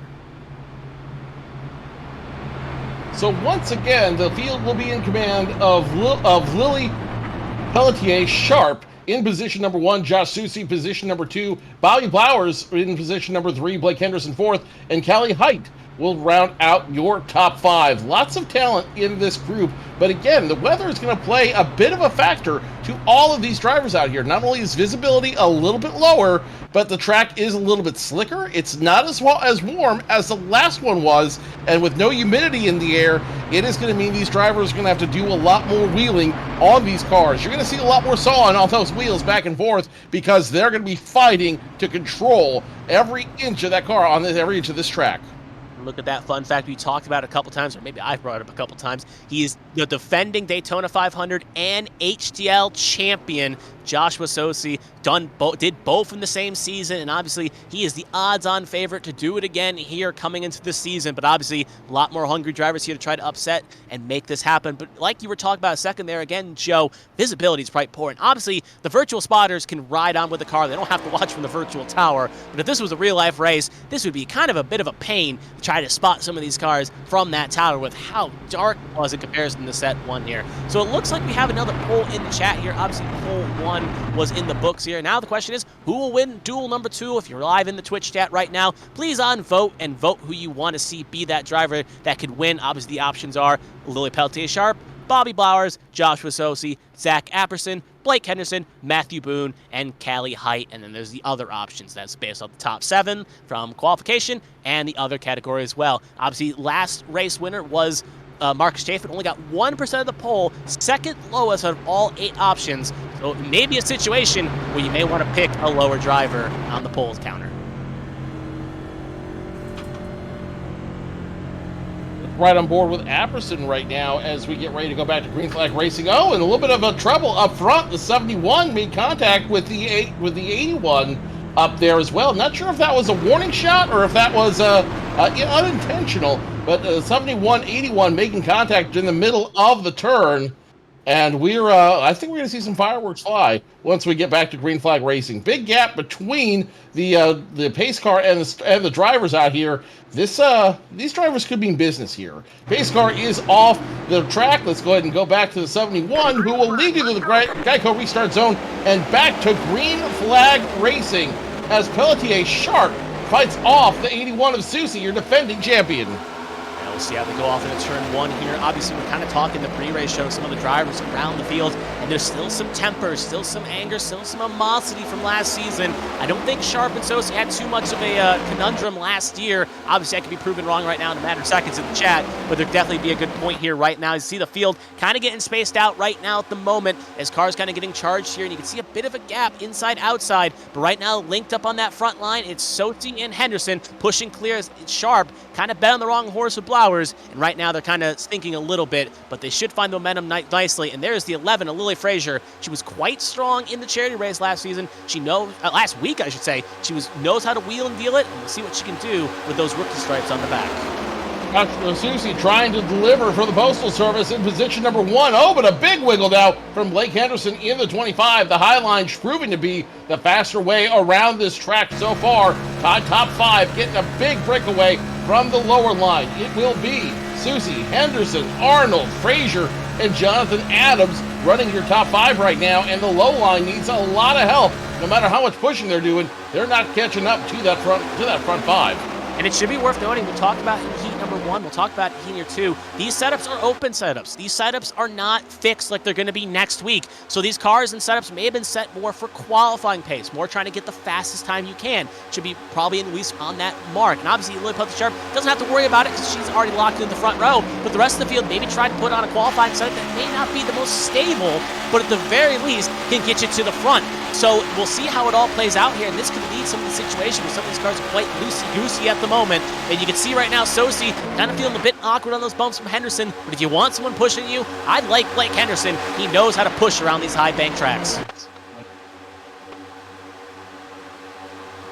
So Blake Henderson, fun fact, I think we brought it up in the pre-race, but I'll bring it up too as well. Blake Henderson is the winner of the ABN Adbox Cup Series 500. Won in a photo finish with Caitlin Height, who was in heat number 1 in a big old duel to the finish line. So Henderson obviously has got that pedigree at these tracks and knows how to get the point right now. But as they come across the line, it's still the Sosi show up front as we ride on board with the Zapsies machine of Blake Henderson. He's loyal right now, and he's going to probably stay loyal, but the question is, if an opportunity maybe opens itself, maybe he elects to jump low and try to make something happen. Meanwhile, the 71 coming back up to fire up at the 81. We saw a little animosity between them on the start. The 81, though, getting a big run. I don't think the 81 wants to be near the 71. There's still some animosity between Susie and Sharp out there. I've got a feeling that we've not seen the end of their story. Worth noting as well, they were teammates last season with Sharp driving for Lady Liberty along with Sosi at the moment, but obviously situation where she, the 71 now Sharp ended up leaving the team here. But you can see right there in the middle, have to hold that thought. Constantinu looking to try to make a middle line works, almost shoved the Boone out of the way to make, Jonathan Adams out of the way to try to make something happen. Now they're 3 wide. We saw this in heat 1 with Zier trying to be the Piper of the middle lane, and now it looks like Constantinu is going to take that crown. Now the question is it a crown of metal or a crown of thorns? It was a crown of metal as she was able to use that momentum to get around Sharp, and that will lead the low line. The problem is nobody's on the low line right now. There is no cars down there giving them a hand, so the high side continues to be where you want to go. Susie has led the last 8 laps of this run. Can he lead a few more? We'll have to see as they continue to run high here at Daytona. Very least, though, teammates are now linked up on the low side with Constantinu and Sharp. Maybe it's a situation where Sharp's the better pusher than a lead car in the train. We'll see if that momentum on that low side can definitely carry at the very least. But we're getting close now to what we were talking about in stage 1, green flag pit stops. We assume they're going to be around lap 20, but we'll have to see how that point. But more importantly, we have 2 cars off the pace a little bit further back here. The 78 of Richard Odie and the 00 of Byron Jones. There's Odie right now in the 78 machine. There's Byron Jones 00. Makes me wonder if Jones maybe did not fix that damage, thinking there'd be another caution, maybe at some point. Couldn't burn the fast spare just in case he was in a caution, and he lost the draft along with Odie. And now the question is they're going to need a caution or something to get back in this thing if they want to gain any track position. Look at that right there. Big lane change and almost caused a wreck. A lot of shoving going on up front. None of these drivers are happy with their positions. They are getting a lot more aggressive on a lot slicker track. Susie will continue to hold the lead with the push from Constantinu all over the back there. Let's ride along on that monster machine of 57, and you can see just how close the racing is on that low side. They are getting racy. They are getting bumpy out there, and all it takes is one bad bump for a lot of cars to go flying and a lot of quick repairs to be burned. Yeah, and that's what the concern. We saw that at the last lap where, again, it blocked the track. One bad bump happens up front. At that point, there's nowhere to go. If you're in that middle pack there, if the leader wrecks in front of the field, you just got to bite the pillow and hope you can get through seas parted. But we see, again, it's still the Sosi show up front. I think he's almost led every lap this race so far in Duel 2. Constantino and Sharp, though, are teammates, so they could maybe sync up here and make a move. That outside line gets a little bit of charge. But I think some cars are saying, all right, I'm going to go to the bottom here. I'm in a good spot right now. No reason to run high with the fuel window opening up in about 8 laps time. But it should also be worth noting, like, for instance, William Britton right now, one of the open cars sitting in 8th position, no less. One of the ones that's currently in at the moment. He came in on lap 3 to top off, so he can go an extra lap or two. But the problem is, at other tracks where it can play out, here, it can be a bit of a problem as we ride on board. Speaking of the open car, William Britton, there he is. But there's the risk of concern where if you can't go super long and you can't pit alone, or else you are dead meat.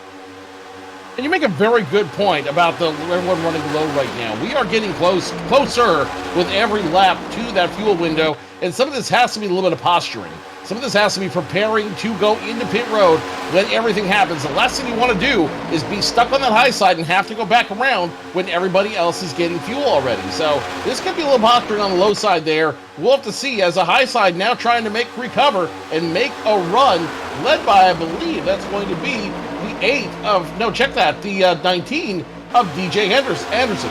Yeah, right there, you can look at Constantino and 71 trying to go high here, but they're going to get telegraphed quite quickly by the defending race winner, as he will also go high to cover that off. So could not really make something happen here with that high line getting that charge. We'll also take a quick look here as we're on lap 14, about a fourth of the way done with this race. Actually, maybe less a third. Take a quick look at the poll right now that's in the chat right now, and leading the way is Lily Pelletier Sharp, who's got the most votes. So that 71 car in third position is right now, well, actually right on board are the polls, as she is still currently in third position. Other vote getters include Blake Henderson, who's got 1K worth of votes. Everyone else, though, hasn't got a vote, as it looks like the poll is a little less active. So I think a lot of drivers may have burned all their bucks in duel number 1, not duel number 2. Up front, no changes up front. Susie continues to lead. Bianca Constantino second.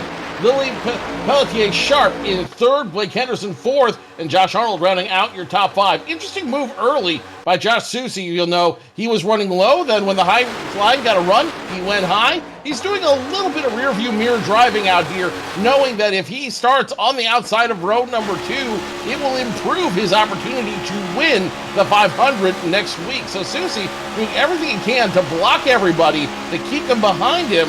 The rear view mirror driving so far working, but it could come to burn him later on in the race. I will say that move was a bit telegraphed to the point there was almost like a turtle trying to make a move there. Was not the most quick move you could do there, and it was kind of easy to predict. But you're right now, Sosi knows that where the lines are kind of moving. That's the veteran experience as we ride on board. As you can see, his virtual avatar trying to make the move. We can see him move to the low side. He was caught napping a little bit there. It was a day late and a dollar short, but luckily does not get spent around here. Constantino, Final Four driver last season in a championship battle with Sosi last season, will take the lead of this race, and it'll be a 1-2 for the team in question they drive for. It's the Stepping Stone Motorsports. They'll be 1-2 right there on the low side. And we had 25 to go, and a car clips the wall there.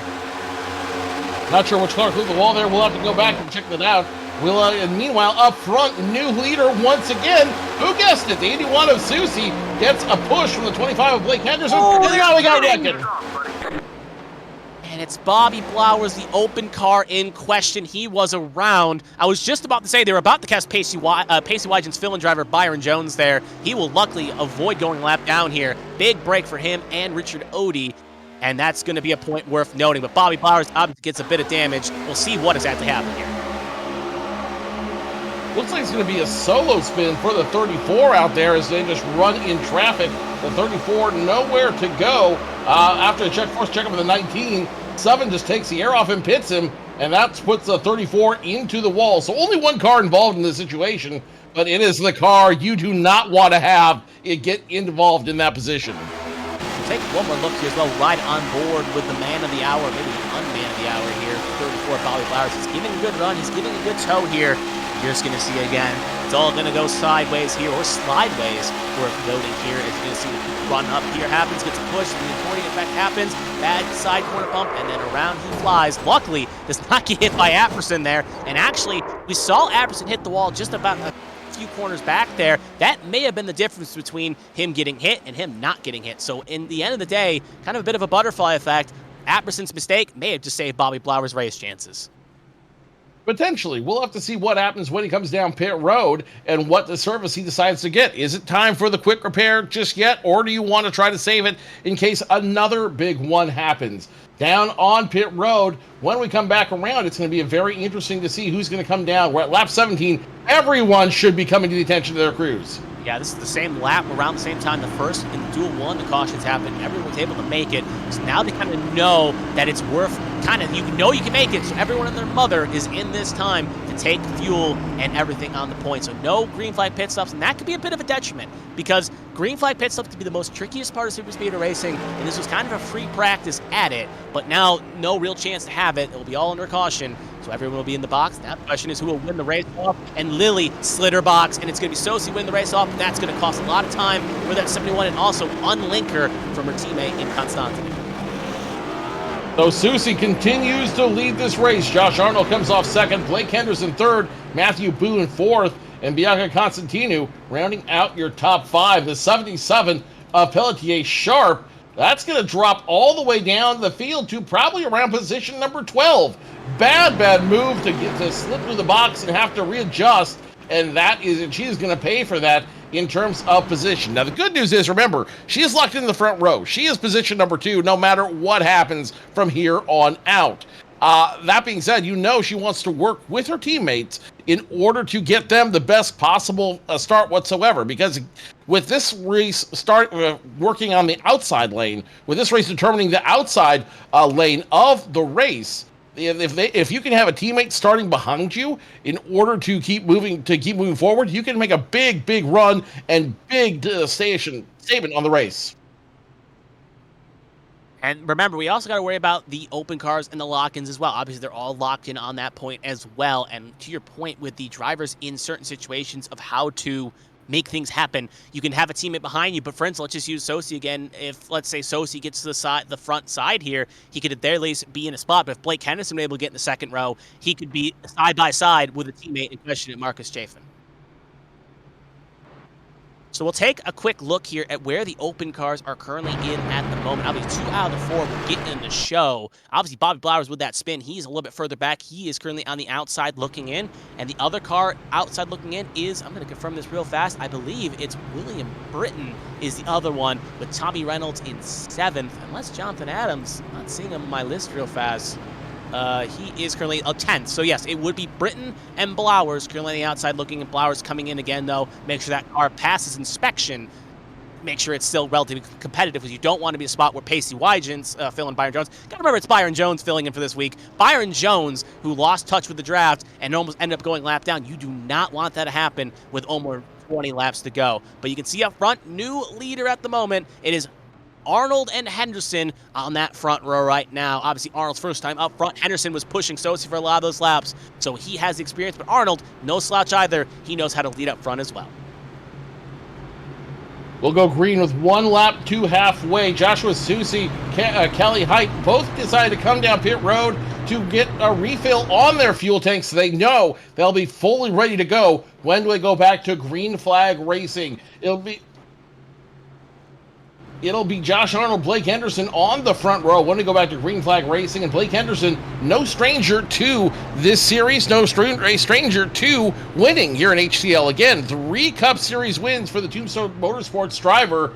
I've got a feeling he is reared up, ready to go. He wants this race, and he wants it in a big way. Noting as well, obviously right now, me and Joe, we've obviously got the broadcast camera on one angle. We have our own perspectives in other ones.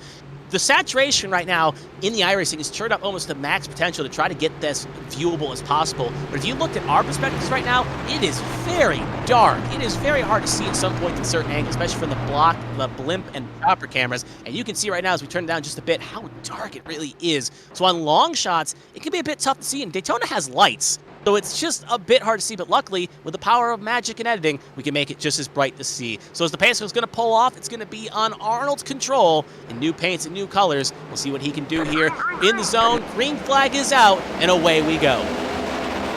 Looks like Josh Arnold may have gotten a jump on that start, hitting the loud pedal before the green flag flies. So Josh Arnold, Matthew Boone, Blake Henderson all get an incredible jump on this field, but don't count out the 57, the 7 who now goes low, or the 88 as they will jump on the low line, leaving Constantino all by herself up top.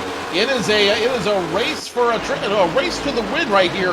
Not the halfway point, but definitely some drivers who are aggressive and want to win like this is the last lap.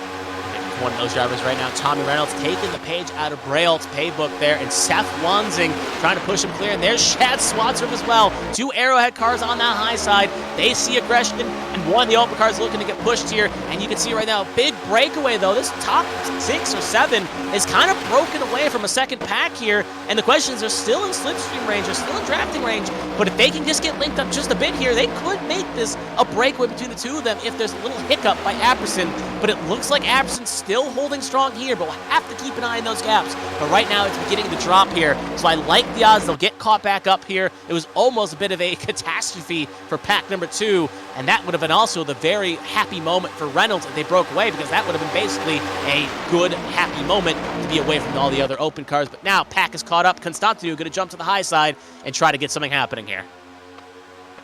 Josh Arnold was credited as your leader last time around, but Tommy Reynolds has a great run on the outside, getting the shove from the 88 of Wansing, and now the high side once again, the place to be if you want to lead. It'll be Tommy Reynolds, Seth Wansing, 1-2, going into turns number 1 and 2. Low line not organized enough just yet to start making the shove, but as soon as I say that, here comes the 2 of Josh Arnold. He's got some help, and he wants to take away the lead once again. We'll see how it all breaks up here. Riding up already with Byron Jones currently in 11th right now, trying to get that outside, an extra charge here. And I'm just keeping an eye on the wide shot here of how cars are flipping high and low. It still feels like a bit of the comp for the Storm here. There, you can see on the wide shot right there. Inside line doesn't really have the momentum, but look at that. Byron Jones going to go to the low side here, sees an opportunity, sees a chance to maybe improve his odds. You can stay on one lane, be 8 to 9 cars deep, or you can sometimes make your own luck and try to make something happen. Reynolds will lead that lap, Wansing second, and the question is, maybe one of these other cars, maybe even the Arrowhead cars, split Wansing here and try to get themselves reorganized on that low line. Reynolds, Wansing, Swatworth, Adams, your top 4 right now, and after that, it's a battle for who is the dominant line for position number 5. The 2 of Josh Arnold continues to lead his drivers down there. Matthew Boone on that low side, Blake Henderson on that low side, and now I believe that's in 19 of DJ Anderson getting sucked in the black hole. No one to draft with, and with that side draft doing what it does, he's going to go all the way to the back of the field until someone will be kind enough to let him back in. Yeah, he'll have to go to the tail end and push back here and make something happen. It looks like that will be the path. But back towards the front here, should also be worth noting the 2 open cars of Reynolds and Adams, both teammates, both on that high line. They're in the charge right now, while Britton's in 13th and Boone is in 15th right now. So right now, those 2 open cars on that top line making it work here to try to make something happen. So they're working together to make something happen. But you can see right there, I see Constantino. Actually, that was Constantino that was right there. Byron Jones letting in the 2 car there of Josh Arnold. So letting off the brake there, letting him in to bail out of that inside line. That's going to even kill more of that inside line's momentum. For the 7 of Tommy Reynolds, the open driver looking to make a big statement and open up this race in position number 4, getting the shove from Seth Wansing. And now, don't look now, but down below, we have another couple challengers as well. That's going to be, I believe, the 18 of Chad Swatsworth and the 28 of Matthew Boone. No, check that. It's the 25 of Blake Henderson giving a shove to the 28 of Matthew Boone. Now Boone up front, and we know Blake Henderson has a car tough enough to win. Is Blake going to continue to push the 28 around, or is he going to try to make a move for himself? It's interesting to note they are teammates, Matthew Boone and the 25 Blake Henderson. They do have an allegiance together. They know how to work each other. Here's Sosi, the one that was getting the shots from Blake Henderson earlier. He's still married in the back right now, and he's trying to find a way forward here, which is easier said than done sometimes. Again, being the defending champion and HTL champion, you got to bet on him to find his way towards the front here. Maybe playing a bit of possum, maybe being a bit conservative to make sure he gets to the front, and will go right on board with Tommy Reynolds. Now we'll take the wide shot at Tommy Reynolds just to show you right now he's leading the outside line in charge. Again, taking the Braille approach and being the fastest open car will ensure you get into the show next week. And now they're continuing to bunch up, and around the 11 is forced to check up a little bit as everyone falls off the accelerator and goes a little backwards. Looks like there's a miscommunication somewhere in that group of who's bumping who, but now they're bunched up one more time, and they're going to try to get the Monster Energy Machine, the 28 of Matthew Boone, back up to the lead. Will not happen this time by. Instead, Tommy Reynolds, he says, I know I've got a target on my back. I've got to make sure I stay up front and keep everyone behind me if I want to make it to the show. I do want to throw out one more point here as well, but actually go back to Josh Gaiman. He's trying to get in line here. You can see right there with Sosi. He can't make his mind up of what lane he wants to be in there, and you can see the 3 wide. It almost looked like could have been a bit of a disaster there as they were trying to decide whether to let in the third or send him to the end zone, but at the very least now they're getting the momentum now to try to charge for the front here, and then you can see Sharp and the 11 of Lily Frazier there. They thought about coming up, could not get it done, so now Gaiman is going to be the Pied Piper of the middle lane. But to finish my point about what I was saying up front, Reynolds and... Whoa! Oh, never mind. Hold that thought. Joshua Susi able to avoid carnage there.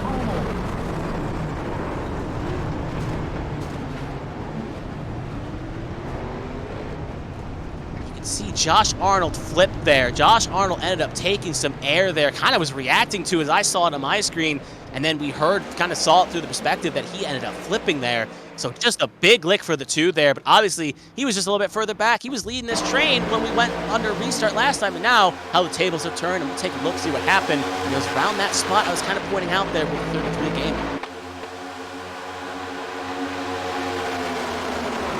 Second flip. Go ahead. Nope, I'm sorry. I was letting you to finish up there, but I was going to say right there, it's second flip tonight. You could just see the effect there and just look at the air right there as he just flipped. And then you could see right there, Gaiman and Frazier get together and end up colliding quite nicely. And again, it's just as the energy picks up in these races, it can lead to incidents. And you can see that's just kind of how it happens at these plate races.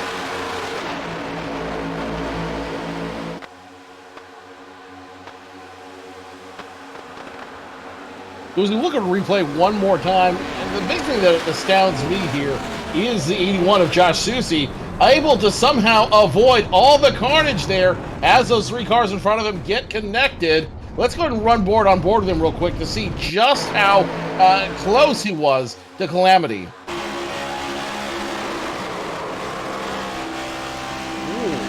he got through it cleanly there.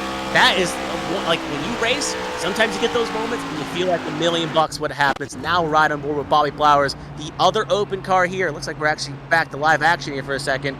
We're still on board with Flowers. We'll see if we can get a replay of what he saw. But actually, never mind. We're actually going to cancel that replay. We're just going to go back live action here as we'll stay on board here with Bobby Flowers as he is the other open car at the moment as he is right now, again, trying to race his way in. Luckily, again, kind of avoided the incident, was able to kind of gain the track position in question, and with Reynolds and others trying to make it happen, look at Gaiman right there. He's probably going to come in this time by, but you can see how badly wounded that 33 is.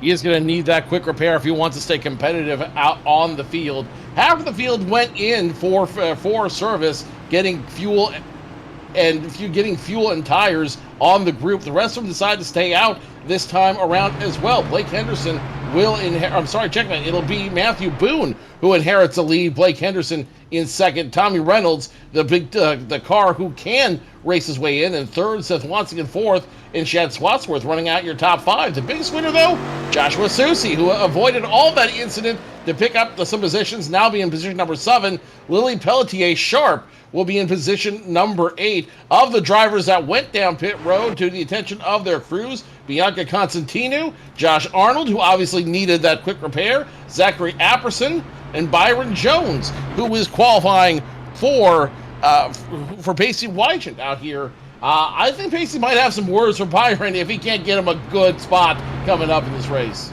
I know they're very close in real life, unless they've been teammates in a bunch of other series. They were teammates together in the HTL Truck Series last season. So at the end of the day, it will be kind of like if you get me a good spot, praise all around. If not, it's kind of just like a little brother complex where you kind of give him the noogie and you're like, hey, guy, you could have got me a better spot there. But he's willing to charge up here, though, at the very front. So he's going to be a little bit further back, too, on this restart. But looking up front, Boone and Henderson, teammates, will be 1-2, and kind of similar to what we saw in Heat 1, where one teammate letting the other. I feel like we're going to see the same thing again here, as Boone is going to go high side here. The question is, will Henderson presumably hold the brake to let him in, but what will Reynolds and Wanzing do about that if they can challenge?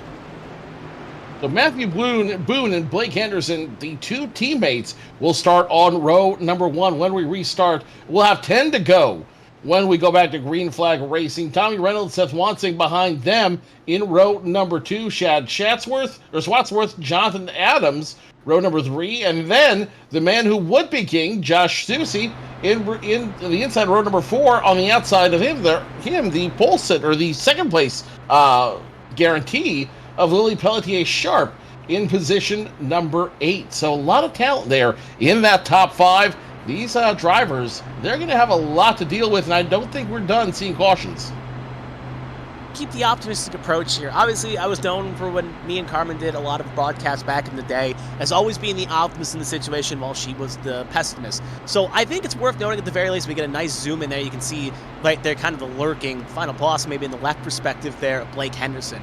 But I want to keep it optimistic here. I think we're going to run green to the finish. I got that hunch. I got that feeling in my knee. Now, obviously, when I've said these out loud before, sometimes they've ended up going right up in my face, blowing up right up in the smoke. But gotta keep the optimism here and gotta hope it gets clean. But it's gonna be Boone, Henderson, teammates, row 1, Wanzing Reynolds, row 2, Adam Schwarzworth, row 3, Sharp Sosi, row 4, and Clavitt and Height, your first 5 rows here.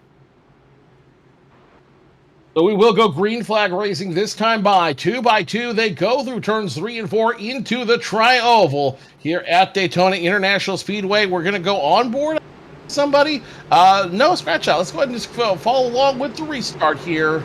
Let's follow along with the restart here as they go down the back stretch. Pace car will make the hard left turn down pit road, and it will be in command of the 28-25, starting side by side. Green flag flies. Boone and Henderson, no problem taking the restart.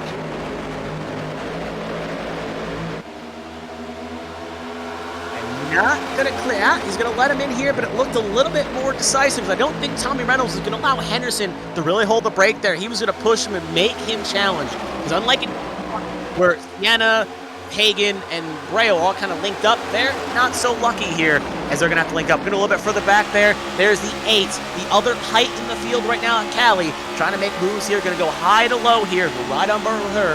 Currently in 9th. You can see the car right there. Trying to make a move. Pump of smoke as the car hits the wall there. I can't tell who that is, but they're going to tap the wall there just a bit. But luckily, not going to end up making major damage for either car really there. It almost tips the wall again. Make that sharp. That is sharp. You got Dean Clavitt made a big run down low, got into the 71, forced her into the wall, tagged the wall one more time, and now you see Clavitt driving like a man possessed, trying to make the run on the outside, but nobody wants to help him. After that big run, he's going to get punished in the middle, and we'll just get sucked all the way back to the tail end of that inside line. The king is dead. Long live the king, and the king right now is Tommy Reynolds. Want to point something out right now. Looks like Odie kind of fell into a second pack along with Arnold, Apperson, Jones, and Constantinu. They're a little bit further back right now. I think they may have. It looks like they'll get back in the draft here, but they're very close to falling out of touch distance there. And you can see Lily Frazier even behind it a little bit further. Actually, that's Constantinu, my mistake. Even a little bit further back there. Lily Frazier just lost the draft completely. So there's that risk right now. If they can't get linked up, they're going to lose the pack. But maybe that could be a saving grace if a wreck happens here. They may. Oh, we're going to go back up to the middle pack here. DJ Anderson once again gets stuck in that sucker hole. He was running towards the front. Now he's going to lose a lot of positions, go from 5th to about 14th as the low line, once again, the place to be. The 88 now jumps out of line, looking for some help. Wansing will get help from Dean Clavitt. Clavett's got a great run. The 81 of Susie now going to go high as well. And the high line is reforming. The 56 wants to be the Pied Piper of that line. Jonathan Adams looking for help. We got trouble. Henderson goes around there, hits Game and Sharp, and the car, I think, almost flipped, and the mirror shower just cut the camera off. But you can see Sharp, Gaiman involved as well, and that's going to be back-to-back wrecks, and it seems to be a bit of a theme for Gaiman. It just seems like he's had the bad luck so far at a lot of the series in 2024, and he looks like he tore up another car here. As you can see right there, a car reversing. Can't tell who that is. That's William Britton, one of the open cars, and that could spell doom and gloom for the open cars. That lets it look a little bit later than the other ones, as that engine is smoking and destroyed. If he doesn't have a fast pair, that may be one of the open cars eliminated. So this really starts around the 28 of Matthew Boone, trying to run aggressive on that high line. Unable, runs a little too aggressive, goes down low, comes back up high, and starts a chain reaction with his teammate, the 25 machine. The 25 machine that belongs to Blake Henderson. As a result, you have at least a half dozen cars involved in that incident. You have Blake Henderson involved, Richard Odie involved, Joshua Gaiman, Lily Pelletier Sharp, Josh Arnold, and Zachary Apperson all got caught up in that incident, some getting more damage than others. But that is definitely not what you want to see if you're in that back group. You usually go to that back group to try and avoid problems. This time, the problems found them.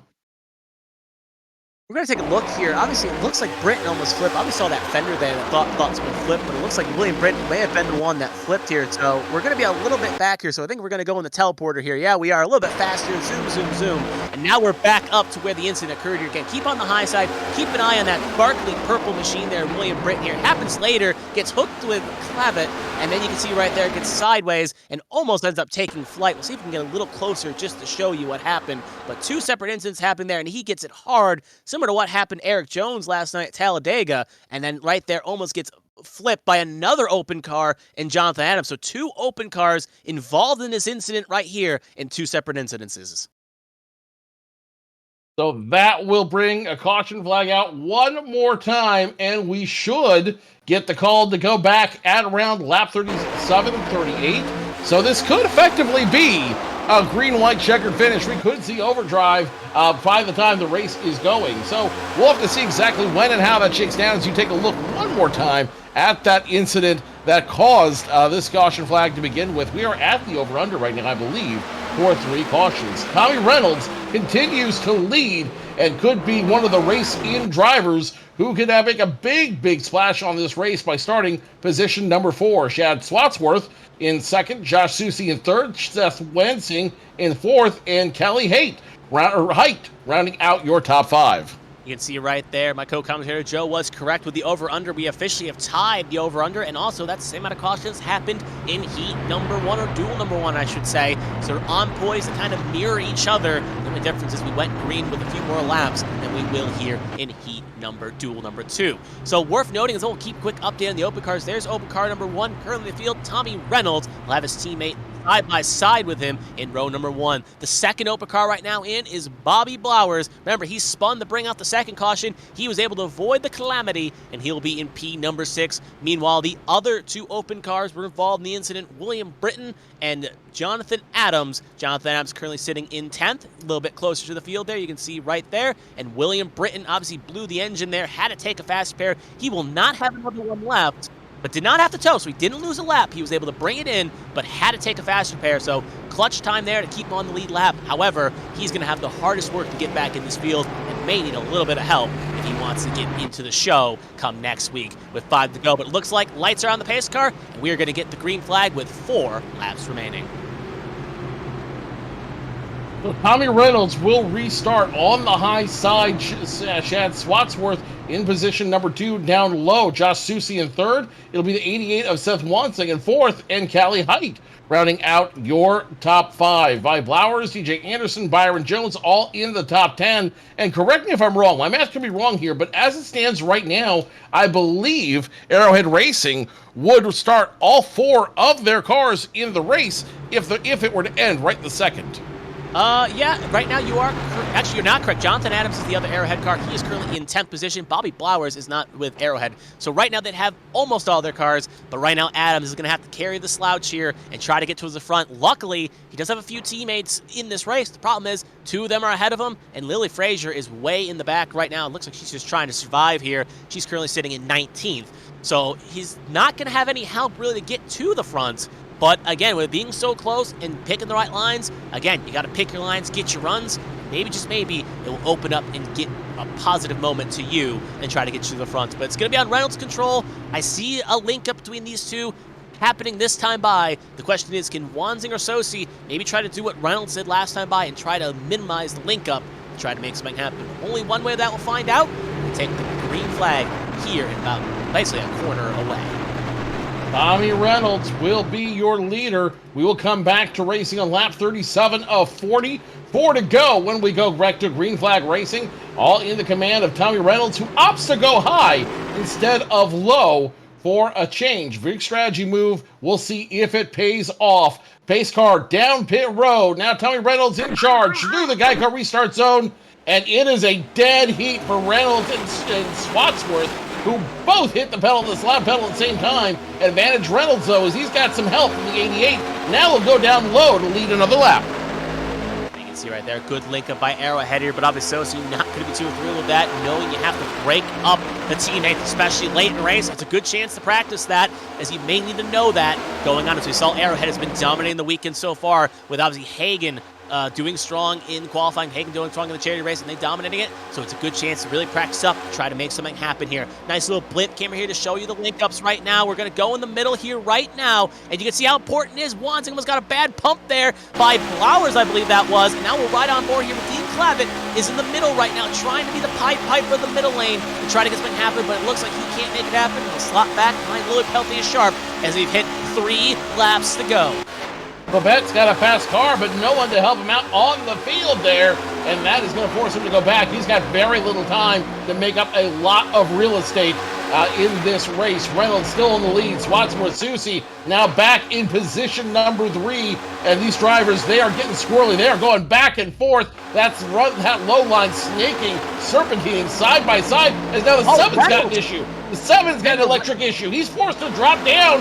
He is going to close the lead, and that's going to cause an accident. Yep, Gaiman, Arnold, a few others involved. Gaiman involved in the 3rd incident here. I was about to point out, we had Adams and Blauer side, nose to tail there, we're coming to 2 to go, but we'll have to hold that thought as a caution has been called here, and obviously kind of happened with the opening blink here. Cars kind of didn't lift, and it sent a few cars around sideways, but hopefully we'll get a replay of that soon. Actually, on cue, here's the replay, and we'll see right now following Arnold in the 2, and you can just see right there, lane changing. Reynolds kind of comes up, try to avoid it, and there you can just see a bad bump, sends everyone to the outside wall, and sends up, making Arnold the biggest loser along with Apperson. Really, this incident begins around the 7 of Reynolds. After that electrical issue forces the 7 to drop back, it looks like the 28 tries to give him the space to get in. That's Matthew Boone. The problem is the drivers behind him are not getting the memo and are continuing to hit the hammer. The 33 gets loose, and that is going to cause major bedlam behind him and bringing out another caution flag. 4 on the night, with quite a few drivers picking up damage from that one. Take a look here at the circle here. That is Tommy Reynolds at the 7 here. We'll see what exactly caused him to get out of line here. Think it may have been a bad bump. Oh, it was just a blink.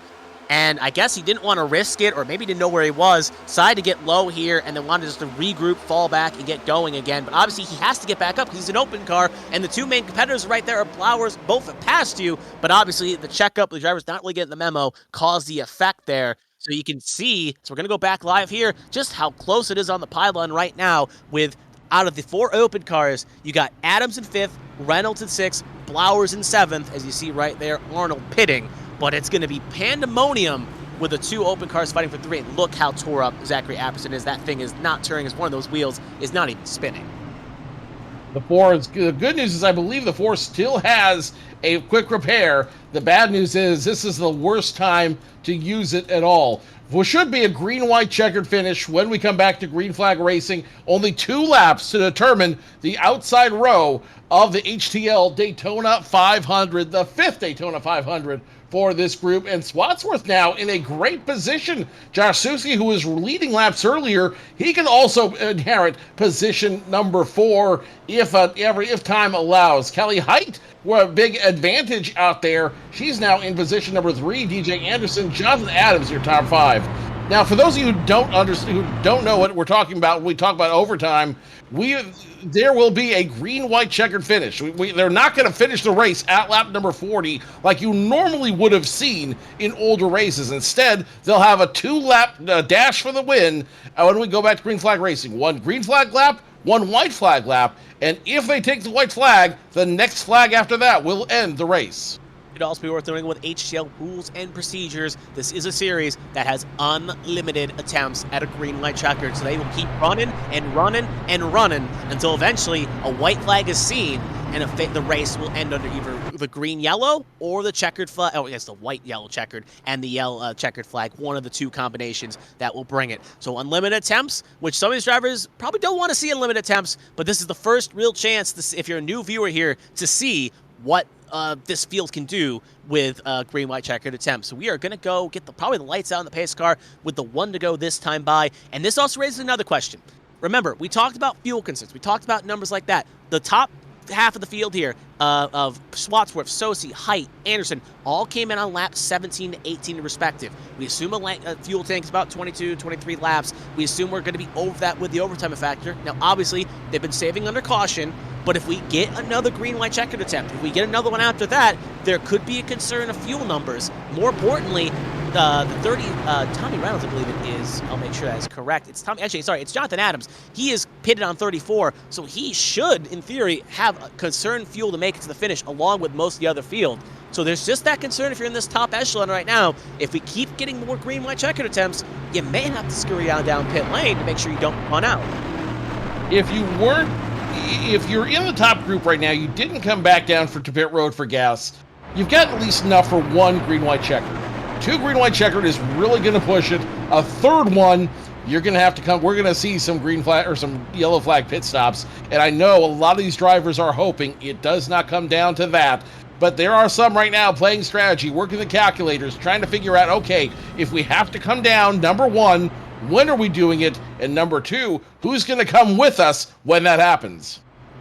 Yeah, that's going to be interesting to see here. And obviously, again, a few of those cars that have those concerns are open cars.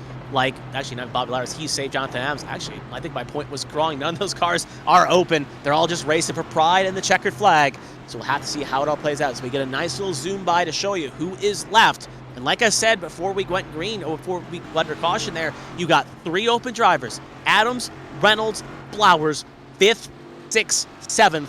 Two of those three are going to make it in. One's going home, and also William Britton is the other open car, currently in 14th. If they all get in Calamity Quarter, it could open the door for William Britton to sneak on in. So we'll see. Have to keep an eye on that, and more importantly, who will take the checkered flag as we're ready to start overtime attempt number one. First attempt at a green-white checkered finish. Swatsworth will be in charge of the field, but don't look now. Here comes Susie, who could be the man who spoils everything. Into the Geico restart zone we go. Green flag flies, and both those two drivers get a great start. Callie Height may have spun the tires there, as now she is immediately under fire from two, almost three wide now going in the middle, and here's going to caution. It's going to come out again. No! Yes! No! Yes! One of those cars that went high into the wall was Adams. Adams way off racing. Thankful for the caution here to save him out. That's Blake Henderson right there. And then you can see Adams sneaking on by there. If the caution did not come out, Adams was as good as toast to make the show, but he'll have another chance, even though have some damage along with Henderson. It's all going to kind of cause up by that checkup there. You see here again, keep an eye. Height kind of spins the tires here, goes high. Then you can see Adams trying to fill the open gap here. And let's just see what Reynolds tried to make a three wide, got into that car on the high side, that chip checked Adams to the lane. And then you can see that Henderson get a little squirrely because of the accordion effect. It sent him around over the nose, I believe, of Lily Frazier. Meanwhile, the 20 car able to make a critical save there in order to avoid getting into trouble. The one car that did not, the 25 of Blake Henderson, who was running so strong earlier in this race, the nose will come off that after he runs into, I believe, that is going to be the DJ Anderson, or not DJ Anderson, check that, it'll be Byron Jones currently running for Pacey White. Correct, indeed. And again, it's going to be a little more of a scratch there for Pacey Wygen. I said Pacey Wygen. It's Byron Jones filling in for Pacey Wygen.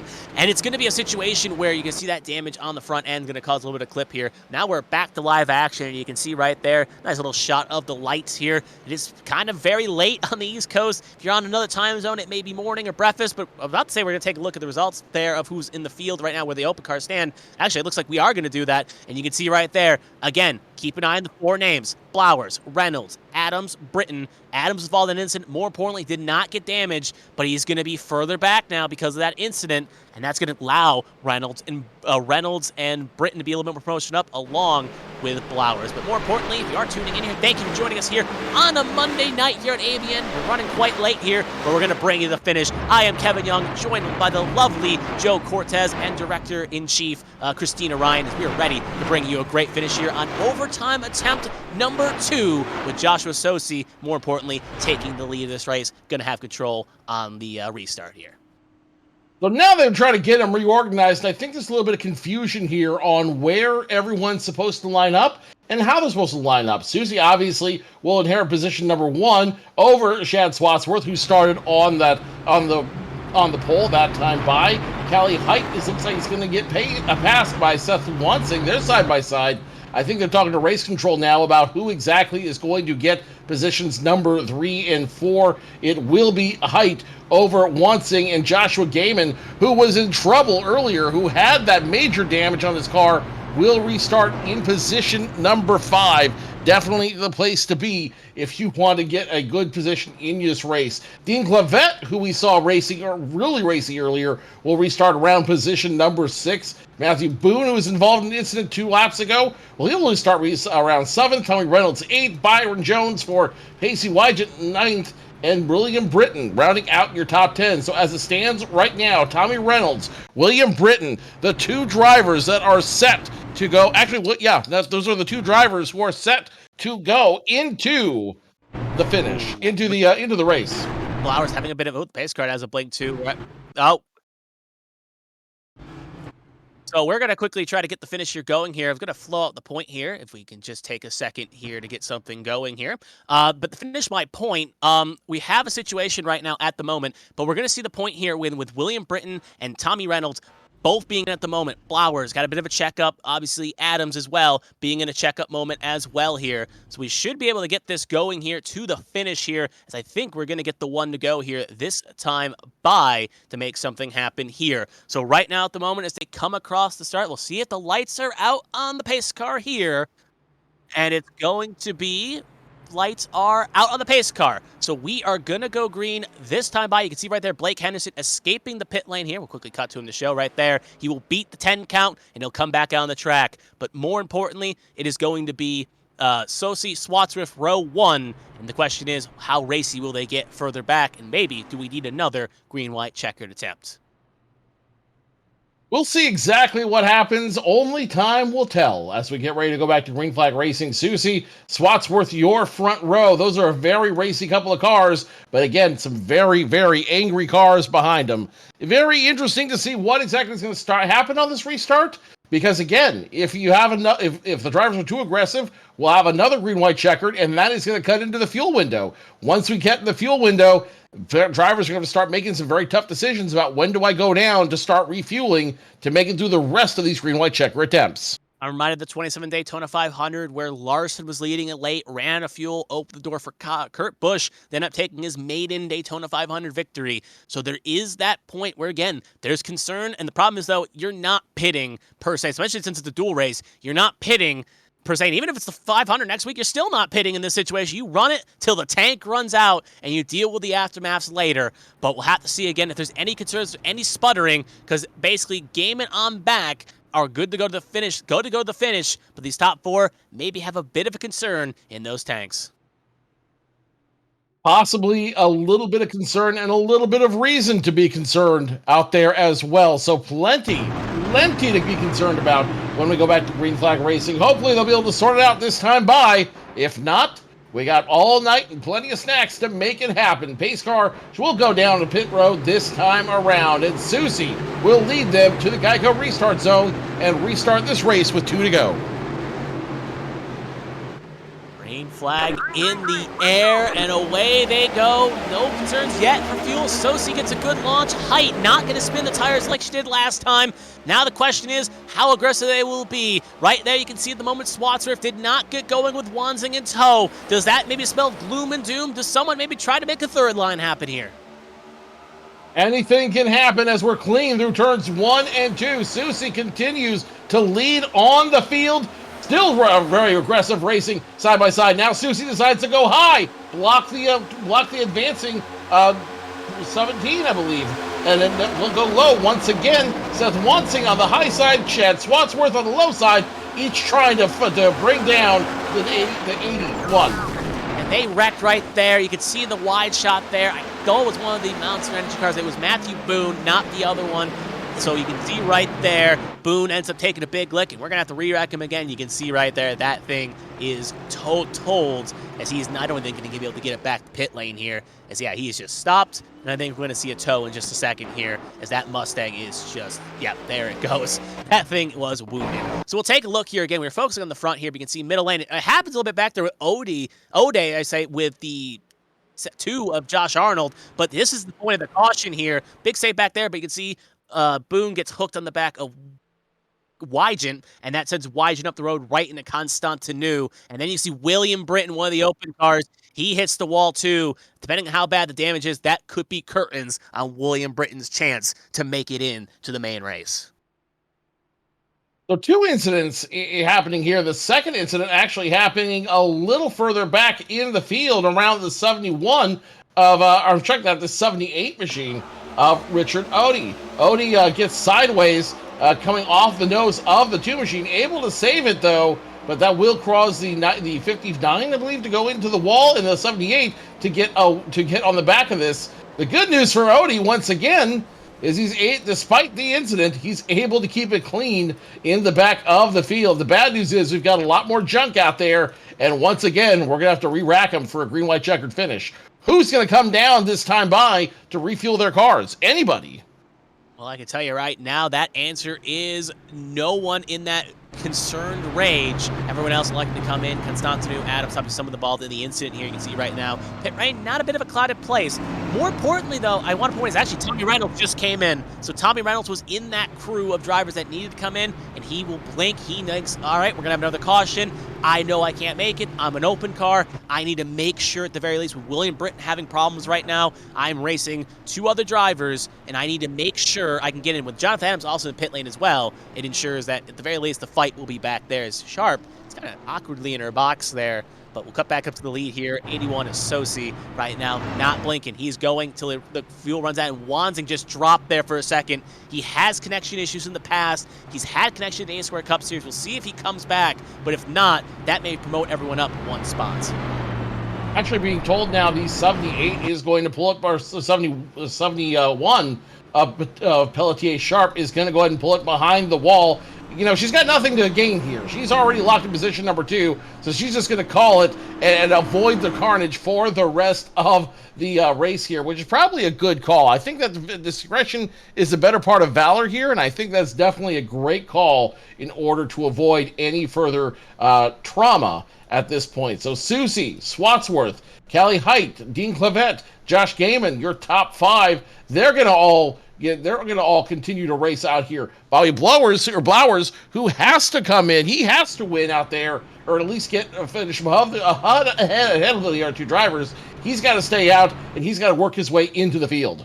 With Sharp being obviously one of our international drivers at the very least, obviously it's very early for her as being from France. It's very about 5-6 hours ahead of the Eastern Standard Time Zone. So it's probably, sun's about to rise soon over there, so she needs to get at least a little bit of sleep before her day begins to start. But right now, though, we are going to put the pace out on the pace car here. This is where it gets interesting. This is where it's going to get kind of monumental. Right now, Sosi's leading the way with Swats for a second. But out of the open cars, Blowers, first one in, currently P6. No fuel concerns for him.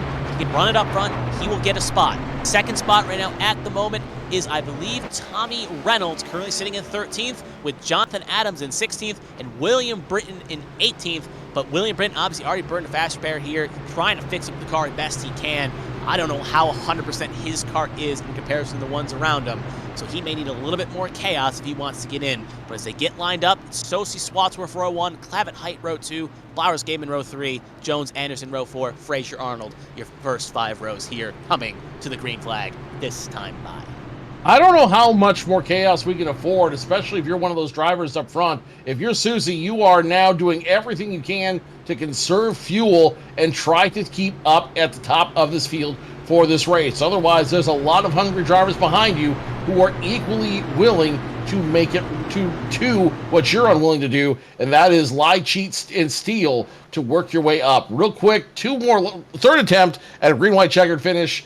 Who do you have winning this thing? Oh, that's a call and a half here. You know what? I'm going to take a shot in the dark. I'm going to go with a driver I saw win in an HTL Cup Series. I'm going to go with Bobby Blowers. I think we're going to see some concerns fuel, and since he's playing with house money, he's going to say, you know what? I'm either going to win this duel, or I am going to wreck out of it. I don't think he's going to be a conservative here. I think he's going to run to the finish line and make something happen. Callie Height also has an incredible run there in his incredible opportunity in position number 3. Remember, she was a great contender in the charity race and now has a chance to steal a win and start in position number 4. Indeed. So we'll have to see how this all plays here. Again, Callie on the drivers that have maybe the fuel concerns. Hopefully, again, she doesn't spin the tires, but if she can get a good launch, she'll definitely be a threat. Pace car about to make the hard left turn down pit road, and Susie once again in charge of this field. 2 more to go as we rack them and stack them for the 3rd time. Green flag flies, and a big check for Swatsworth.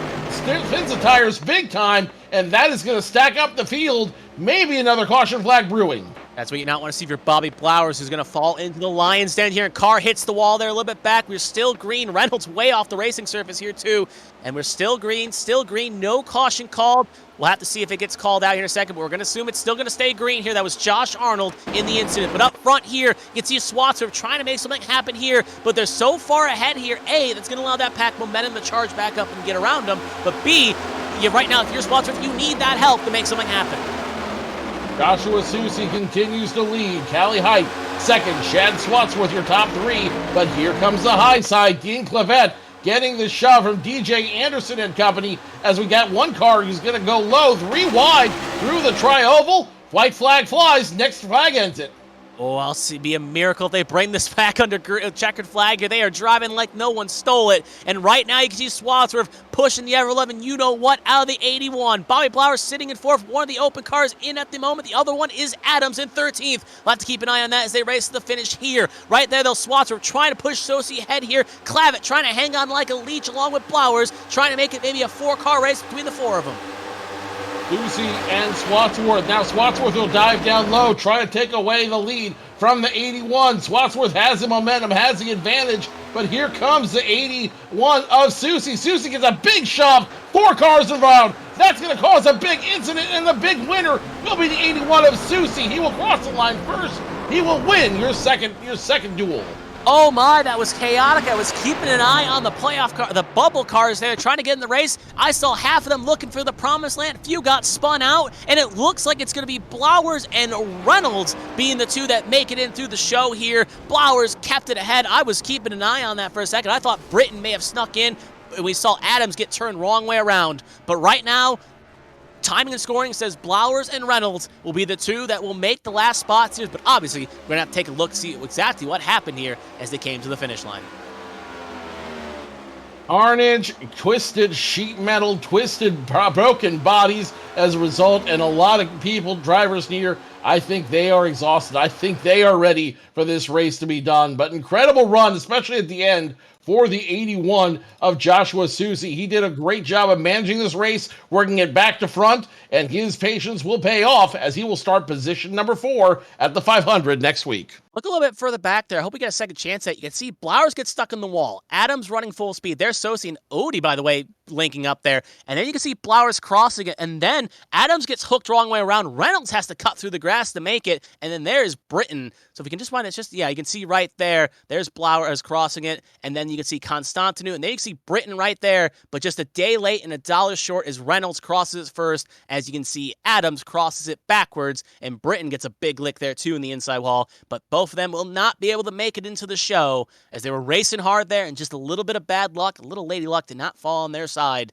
and it's going to be those 2 making it through. But Odie knows, we saw in the charity race, knew how to avoid wrecks, make it through, and he'll follow through. And one more perspective, you can see from Blake Henderson, you can see just trying to get the run, trying to make something happen, and you can see when all these drivers fighting hard here, they can lead to chaos and pain.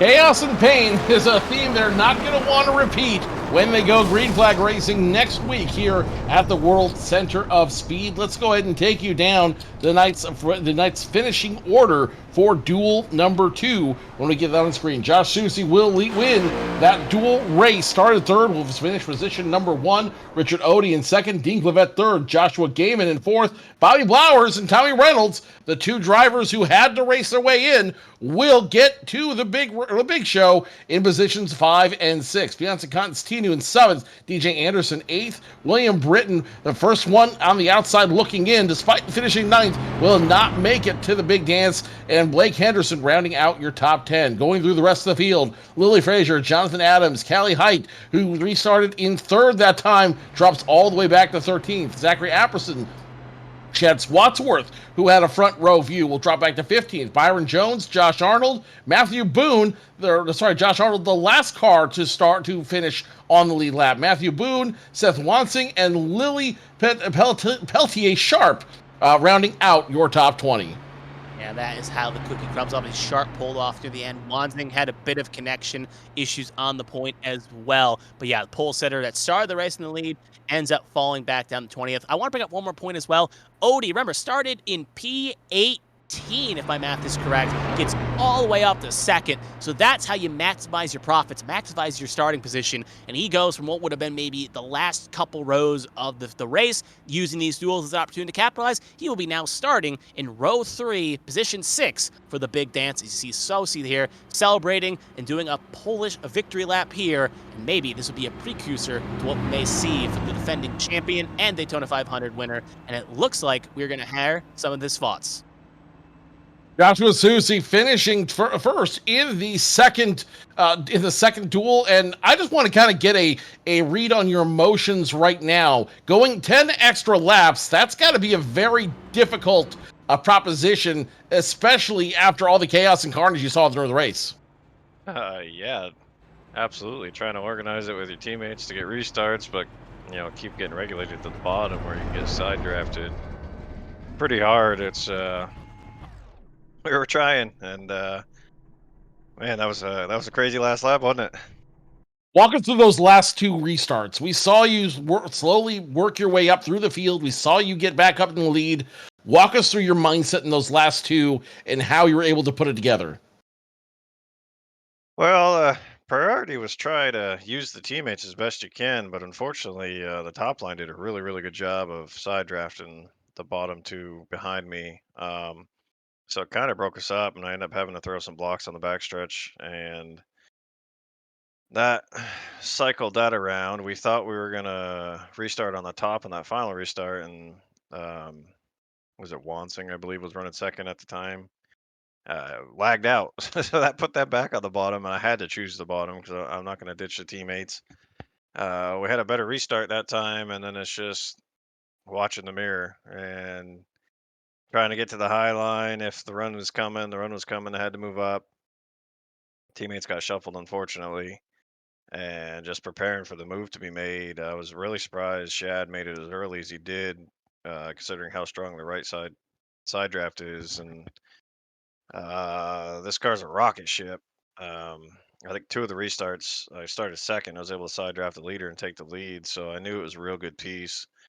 Thankfully, he moved up with me, so when Dean was coming with that in the fence, never lifted, saw everyone wrecking, thought I was clear, and then I looked up and here comes Ode. I had to throw a block on him too because if I hadn't been paying attention, he would have got the win and snuck one out there. But yeah, it was just crazy. I think I spent 90% of the lap just watching the mirror. The postman delivers in duel number 2. Josh Susie will take the win and start position number 4 on the field. Incredible racing tonight, Kevin. Your final thoughts on what we've seen tonight? Well, that's a precursor of what we're going to see next week here on ABN 1 at 8 Eastern, 5 Pacific. I think this is going to be quite a good showing, and I think it's going to be quite enjoyable to see what happens. Obviously, you got the favorites, you got the defending champions, you got the veterans, you got the rookies. It's going to be a melting pot, and out of these 40 drivers, I don't know if you could really call a driver here. Maybe give me a week. I'll predict the name that I think will win, but right now, I think all those 40 drivers that made this show here tonight have as just a better chance than anyone else to win the greatest race in the HTL camera. An incredible race session, an incredible 2 duels we saw tonight. One a little cleaner than the other, but it is going to be a precursor to what we're going to see in 1 week's time when the field of 40 goes 500 kilometers around the world-famous Daytona International Speedway to crown a new champion, or perhaps a returning champion, for the HTL Daytona 500. Thank you for joining us tonight for a late night of racing here on ABN. On behalf of our director, Kristina Ryan, my broadcast partner, Kevin Young, my name is Joe Cortez. Thank you so much for joining us. We'll see you in 1 week's time when we go green flag racing once again at the World Center of Speed. Good night, everybody.